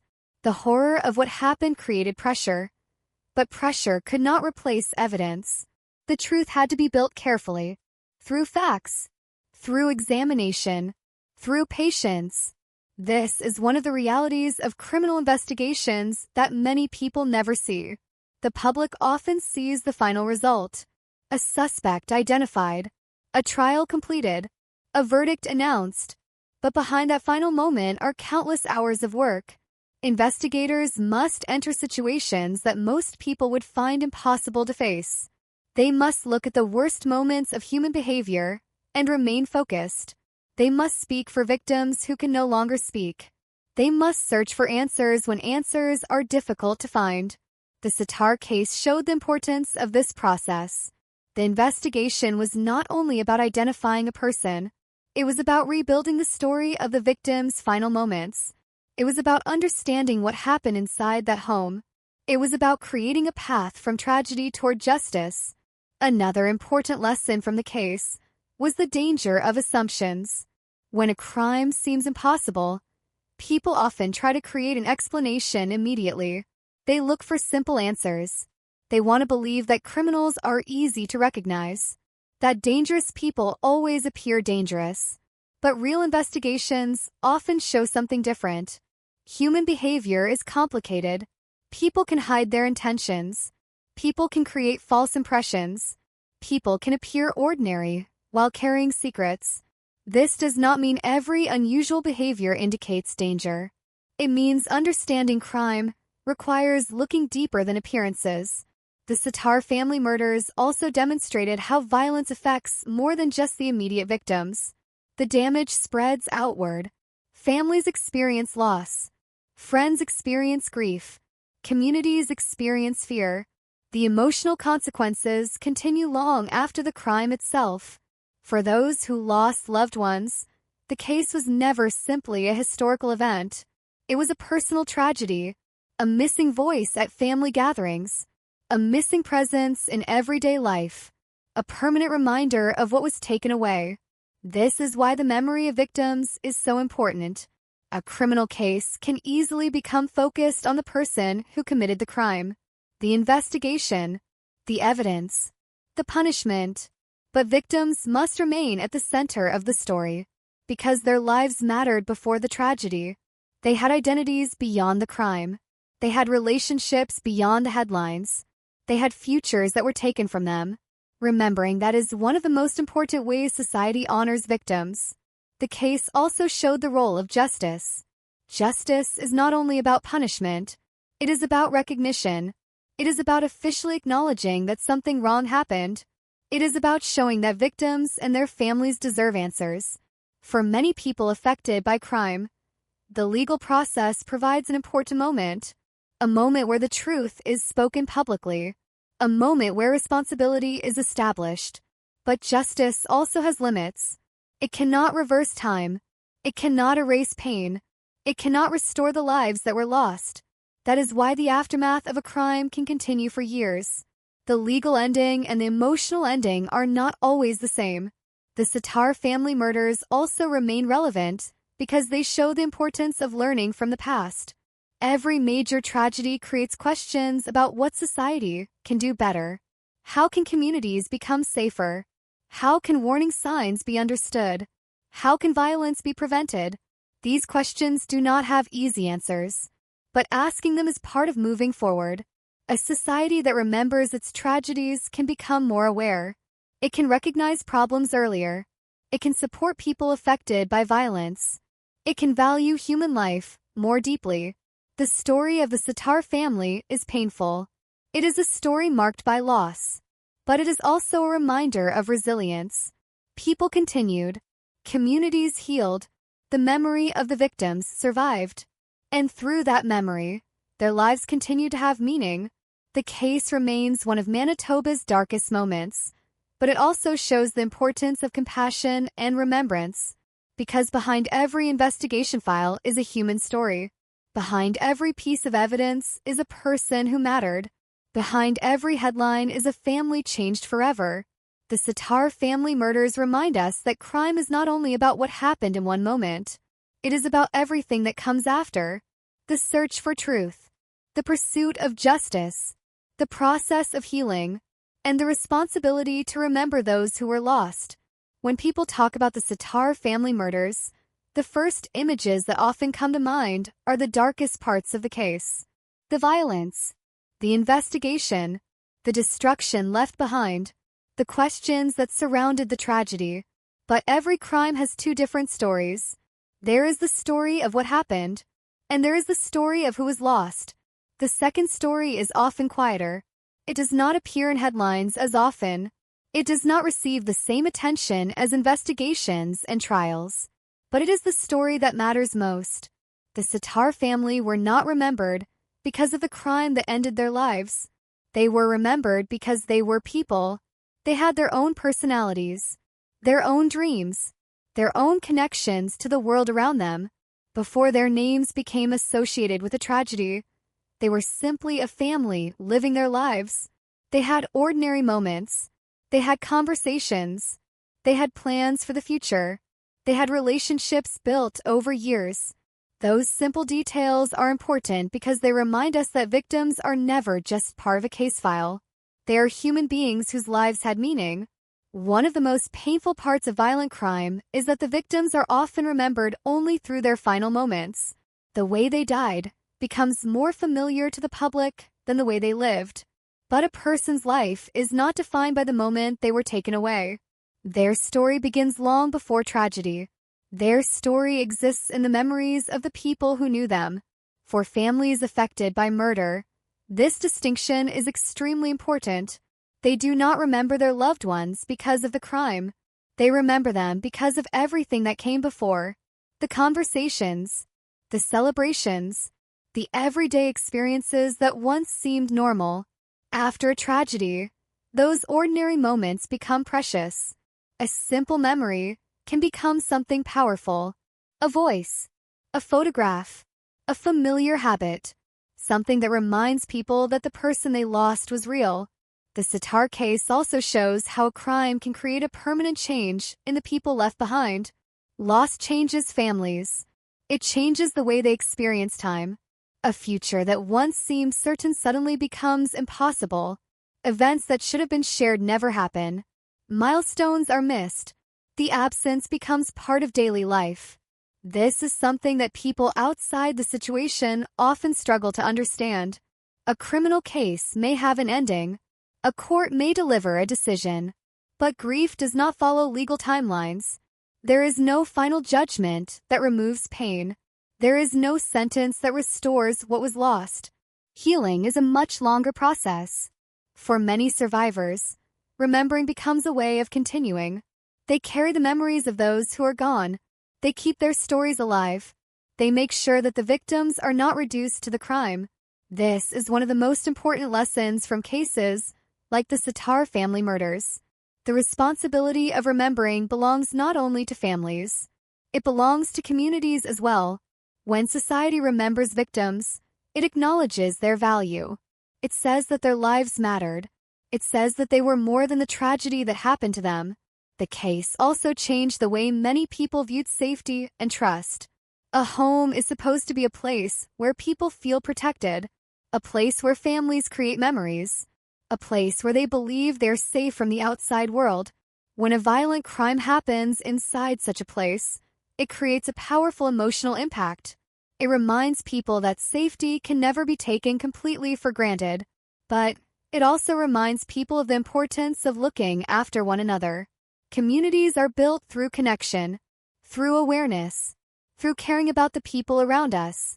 The Sitar family murders became part of Manitoba's history because they forced people to confront difficult questions.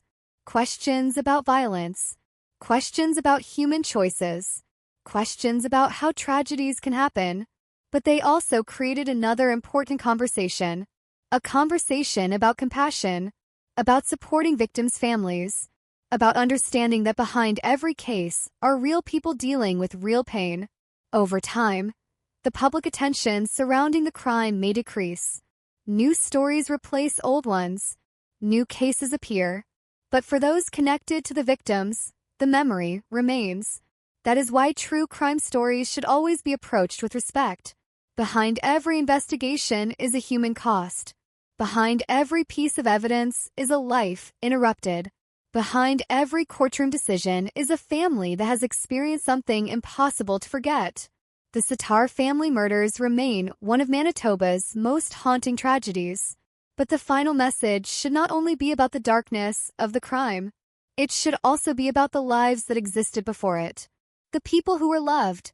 The people who were remembered. The people whose stories continued even after tragedy. Because the most important part of any crime story is not the person who caused harm. It is the people whose lives were affected. It is the reminder that every victim had a world of their own. A world filled with memories, relationships, and meaning. And even after the darkest events, remembering that humanity is what keeps their stories alive. Many years after the Sitar family murders, the case remained one of the most disturbing tragedies remembered in Manitoba. Time changes many things. Buildings disappear. People move on. News stories are replaced by new events. But some moments remain fixed in the memory of a community. The Sattar family murders became one of those moments. The reason was not only because of the terrible nature of the crime, it was because the case represented something deeper. It represented the sudden destruction of ordinary life. It represented the pain of losing an entire family. And it represented the long search for answers after something that seemed impossible to understand. When a crime becomes part of history, people often remember the dramatic parts. They remember the investigation. They remember the courtroom. They remember the shocking details. But history is not only made from events. It is also made from the people affected by those events. The Sattar family became part of Manitoba's memory because their lives were connected to a tragedy that changed many people forever. Their story became a reminder that behind every criminal case there are human beings. People who had families. People who had dreams. People who had futures. The passage of time does not erase that. In fact, sometimes time makes the importance of remembering even stronger. As years pass, there is a danger that victims become reduced to a few sentences in old records. A date, a location, a description of what happened. But a person's life cannot be summarized by the way it ended. Every victim has a story before the tragedy. That story deserves to survive. The Sattar family murders also became an example of how communities respond after devastating events. At first, there is shock. There is fear. There are questions. People try to understand how something so terrible could happen. They search for explanations. They look for ways to make sense of the impossible. But after the first wave of emotion passes, another process begins. The process of healing. Healing does not mean forgetting. It means learning how to continue while carrying the memory of what was lost. For many people affected by violent crime, this is one of the greatest challenges. The world continues moving forward, but their personal world has changed. The places they visit may hold memories. Certain dates may bring back painful emotions. Small reminders can suddenly bring the past back. Grief is not always visible. Many people carry it quietly. The Sattar case also demonstrated the importance of truth. In criminal investigations, truth is not always discovered quickly. Sometimes it requires years of effort. Sometimes investigators must work through uncertainty and incomplete information. But the search itself is important, because without truth, there can be no accountability. And without accountability, victims and families may feel that their suffering has not been fully recognized. The pursuit of justice is one of the ways society responds to tragedy. It says that actions have consequences. It says that victims matter. It says that even after terrible events, there is a commitment to discovering what happened. However, justice is only one part of the story. The other part is remembrance. A conviction may close a legal case, but memory keeps a human story alive. The Sattar family murders also remind people that crime does not happen in isolation. Every violent act creates a chain of consequences. The victims are affected. The families are affected. The community is affected. Even people who only hear about the case can feel its impact. This is why certain crimes remain in public memory. They force people to confront uncomfortable questions. Questions about safety. Questions about human behavior. Questions about the ability of individuals to cause harm. But they also create opportunities for reflection. They encourage people to value relationships, to notice the people around them, to understand that ordinary moments are often the moments that matter most. The case became a reminder that life can change suddenly. A normal day can become a turning point. A familiar place can become associated with tragedy, and people can be left trying to rebuild after something they never expected. Yet even in the aftermath of terrible events, there are examples of strength. Families continue. Communities support one another. Memories are preserved. Stories are passed down.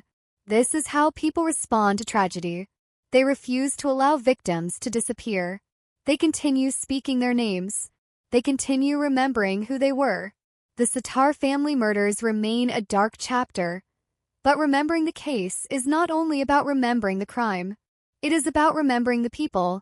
It is about recognizing that their lives had meaning. It is about understanding that behind every headline is a story that began long before the tragedy. And perhaps the most important lesson from this case is that every victim deserves to be remembered as a complete person, not only as someone involved in a crime, not only as a name in a report, but as someone who lived, loved, and mattered. The shadow of the Sattar family murders continues because the loss was enormous. But the memory that remains should not only be about darkness. It should also be about humanity, about the importance of compassion, about the responsibility to learn from the past, and about ensuring that the lives lost are never forgotten. The Sattar family murders remained a case that continued to trouble the minds of many people who learned about it. Even after the investigation ended, even after the legal process was completed, even after years had passed, the questions surrounding the tragedy continued. Because some crimes are remembered not only for what happened, but for the emotions and uncertainty they leave behind. The Sattar case was one of those crimes. It forced people to look at difficult subjects that many would rather avoid. Violence, betrayal, human choices, the hidden parts of people's lives. When a tragedy of this scale occurs, society naturally searches for explanations. People want to understand how someone could commit such an act. They want to know what thoughts existed before the crime, what decisions were made, what moments led to the final outcome. But understanding a crime does not mean excusing it. Explaining behavior does not remove responsibility. A person's background, emotions, or circumstances may help experts analyze actions, but the consequences of those actions remain real. The victims are still gone. The families are still changed. The pain still exists. This is one of the most difficult realities when studying criminal cases. There is a need to understand, but there is also a need to remember the human cost. The Sattar family murders show that a crime does not exist only in one moment. The violence may happen quickly, but the consequences can last for generations. The people left behind must continue living with what happened. They must carry memories that others cannot fully understand. They must find ways to move forward while still honoring those they lost. This is why the aftermath of a crime is often just as important as the investigation itself. The investigation answers questions about facts. The aftermath reveals the emotional impact. It shows what remains after the headlines disappear. It shows the difference between a case being closed and a wound being healed. Those two things are not always the same. For investigators, the conclusion of the case represented the end of a difficult search. For the families and community, it represented the beginning of a different journey. A journey of remembering, a journey of adapting, a journey of finding a way to continue. The Sattar family murders also became an example of how communities respond to fear. When a violent crime occurs, people often experience a sudden loss of certainty.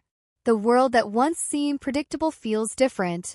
People begin asking questions about safety. They look at familiar places differently. They think about the possibility of danger in situations they once considered normal. This emotional response is common after serious crimes. It comes from the human need to protect ourselves and understand threats. But over time, communities often find ways to recover. They rebuild trust. They support one another. They remember victims not only through tragedy, but through compassion. The case also highlights the importance of the justice system. Justice is not simply about punishment. It is about creating an official recognition of what happened. It is about establishing responsibility. It is about giving victims and families an answer. For many people affected by crime, that recognition matters deeply. It confirms that their suffering was seen, that their loss was acknowledged, that the lives taken were important. However, justice has limits. No court decision can recreate the life that was lost. No sentence can restore the future that disappeared. This is why victims' memories remain so important. The people who were lost continue through the stories shared by those who knew them, through photographs, through memories, through the impact they had on others. A person's existence is not a race because tragedy ended it. Their influence continues. The Sitar case also reminds society about the importance of paying attention to warning signs. Not every unusual behavior leads to violence. Not every conflict becomes a tragedy. But awareness and communication are important parts of preventing harm. Communities become stronger when people care about each other, when problems are noticed, when individuals are willing to seek help, when people understand that silence can sometimes allow dangerous situations to grow. The story of the Sitar family murders is painful, but it also provides an opportunity to reflect. It reminds people that behind every criminal case there are real lives. Not just evidence, not just reports, not just courtroom arguments.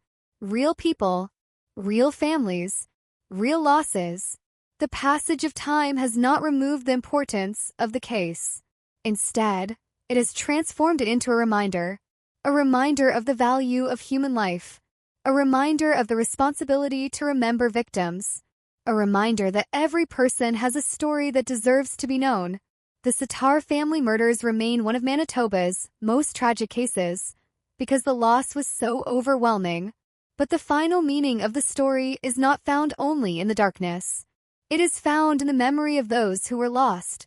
It is found in the people who continue despite pain. It is found in the lessons learned from tragedy. Every crime leaves behind questions. Some questions may never have complete answers, but one truth remains clear. The victims were more than the circumstances of their deaths. They were people who mattered. And remembering that is one of the most important ways society honors them. The passage of time changes the way people remember a crime. At first, there is shock. There is confusion. There are questions coming from every direction. People search for answers because the human mind struggles to accept something so painful and unexpected. But as the years pass, the focus often changes. The details of the investigation become history. The names of investigators, the evidence, and the courtroom events slowly become part of the past. What remains is the memory of the people who were lost. The Sitar family murders continue to be remembered because they were not simply a criminal case. They were a tragedy involving real people whose lives were suddenly taken away. Their story became a reminder that every crime has a human cost. Behind every report is a family. Behind every investigation is a loss. Behind every courtroom decision are people who must continue living afterward. This is why the final chapter of any true crime story should not only focus on the person responsible. It should return to the victims. It should return to who they were. It should return to the lives they lived before the tragedy. Because a person should never be remembered only by the way they died. The Sitar family existed before the crime. They had their own experiences, their own memories, their own place within their community. They were part of a family story that existed long before that terrible night. And that story deserves to continue. One of the most difficult things about violent crimes is the sudden disappearance of normal life. A family may have plans for the future. They may imagine the years ahead.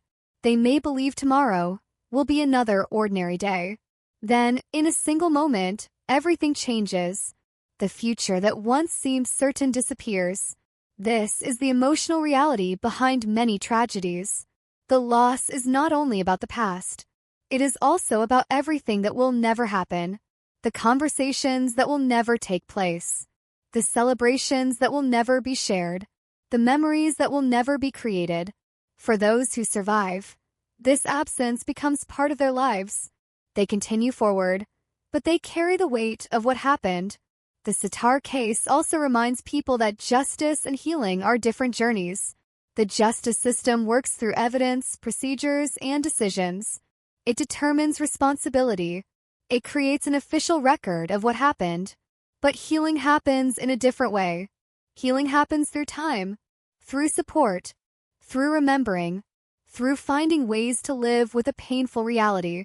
A court can deliver a verdict, but it cannot remove grief. It cannot bring back those who were lost. It cannot erase the memories of a family forever changed. That is why remembrance is so important. When communities remember victims, they prevent them from becoming only a part of a crime story. They recognize that these were people with lives, relationships, and meaning. The Sattar family murders also became a reminder about the importance of understanding violence. People often want simple explanations after a terrible crime. They want to know exactly why it happened. They want one clear answer. But human behavior is complicated. Crimes can involve many different factors: personal decisions, emotions, relationships, circumstances. Understanding these factors is important, but it does not change the responsibility for the actions taken. The tragedy remains what it was: a devastating loss of human life. The case also showed the importance of community. After tragedies, people often come together. They support each other. They share memories.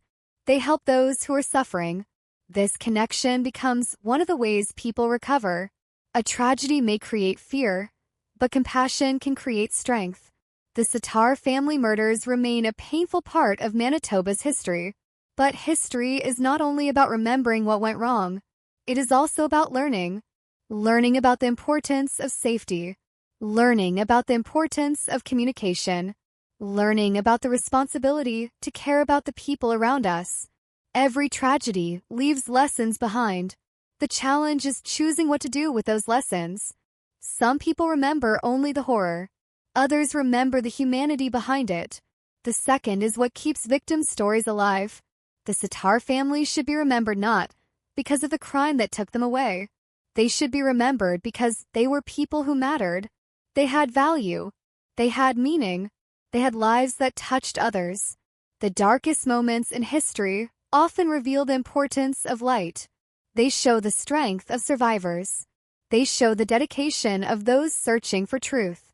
They show the power of memory. And they remind society that even after terrible events, humanity continues. The Sattar family murders will always remain a heartbreaking chapter. A chapter filled with questions and sorrow. But the final message of this story is not only about tragedy. It is about remembrance. It is about respect.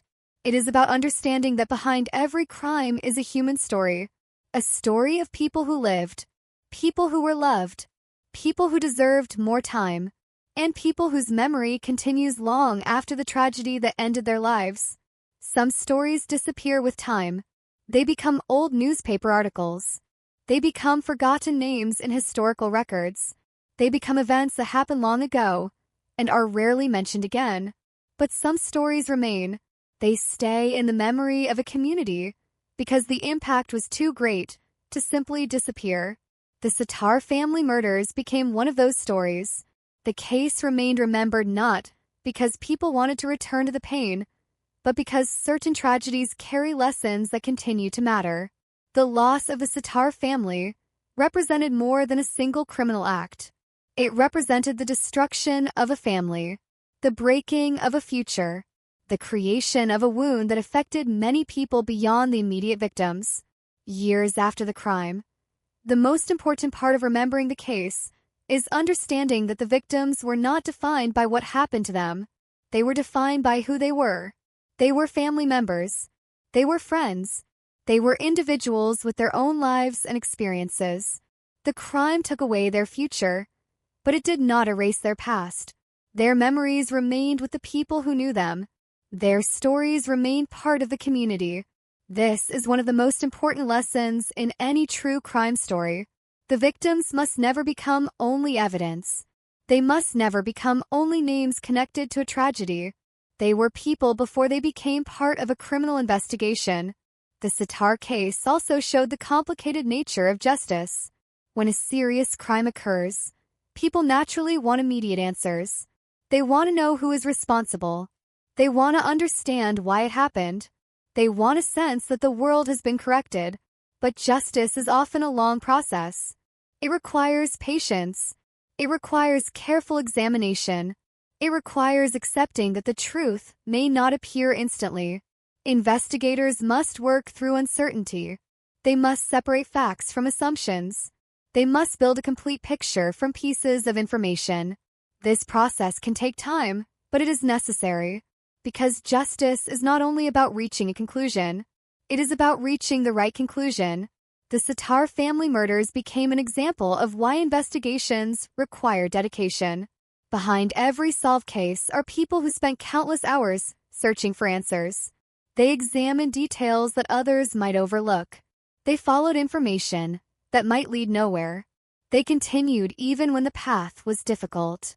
Their work represented a commitment to the victims and their families. However, even when justice is achieved, some questions remain. Many people who study tragic cases continue asking how such events could happen. How can violence reach such an extreme level? How can someone make choices that create so much suffering?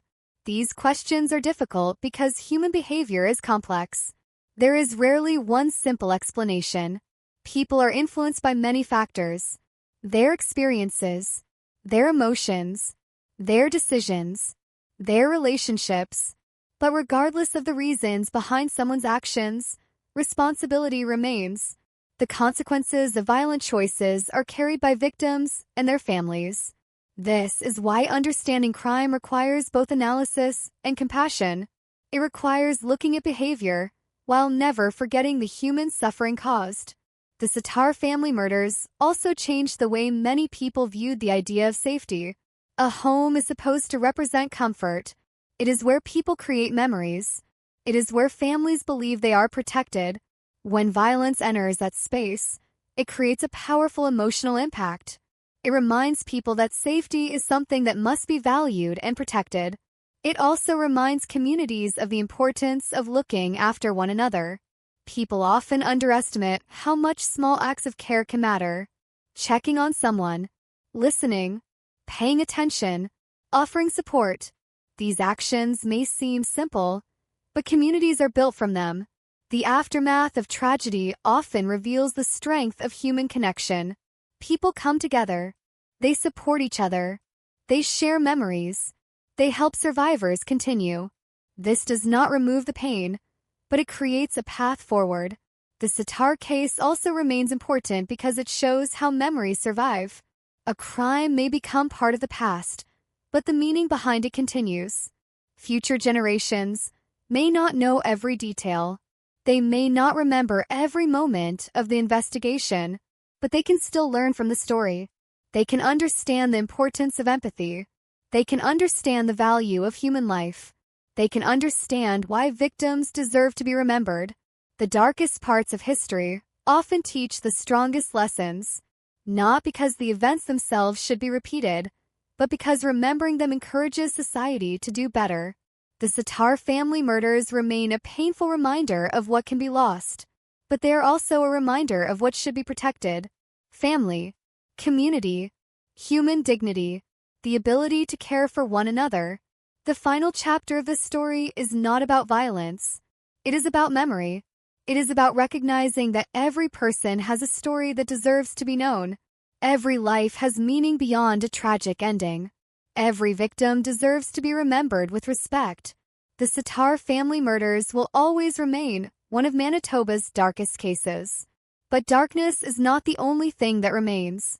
What remains is the memory of those who were lost, the lessons learned, the commitment to justice, and the understanding that behind every crime is a human story that should never be forgotten.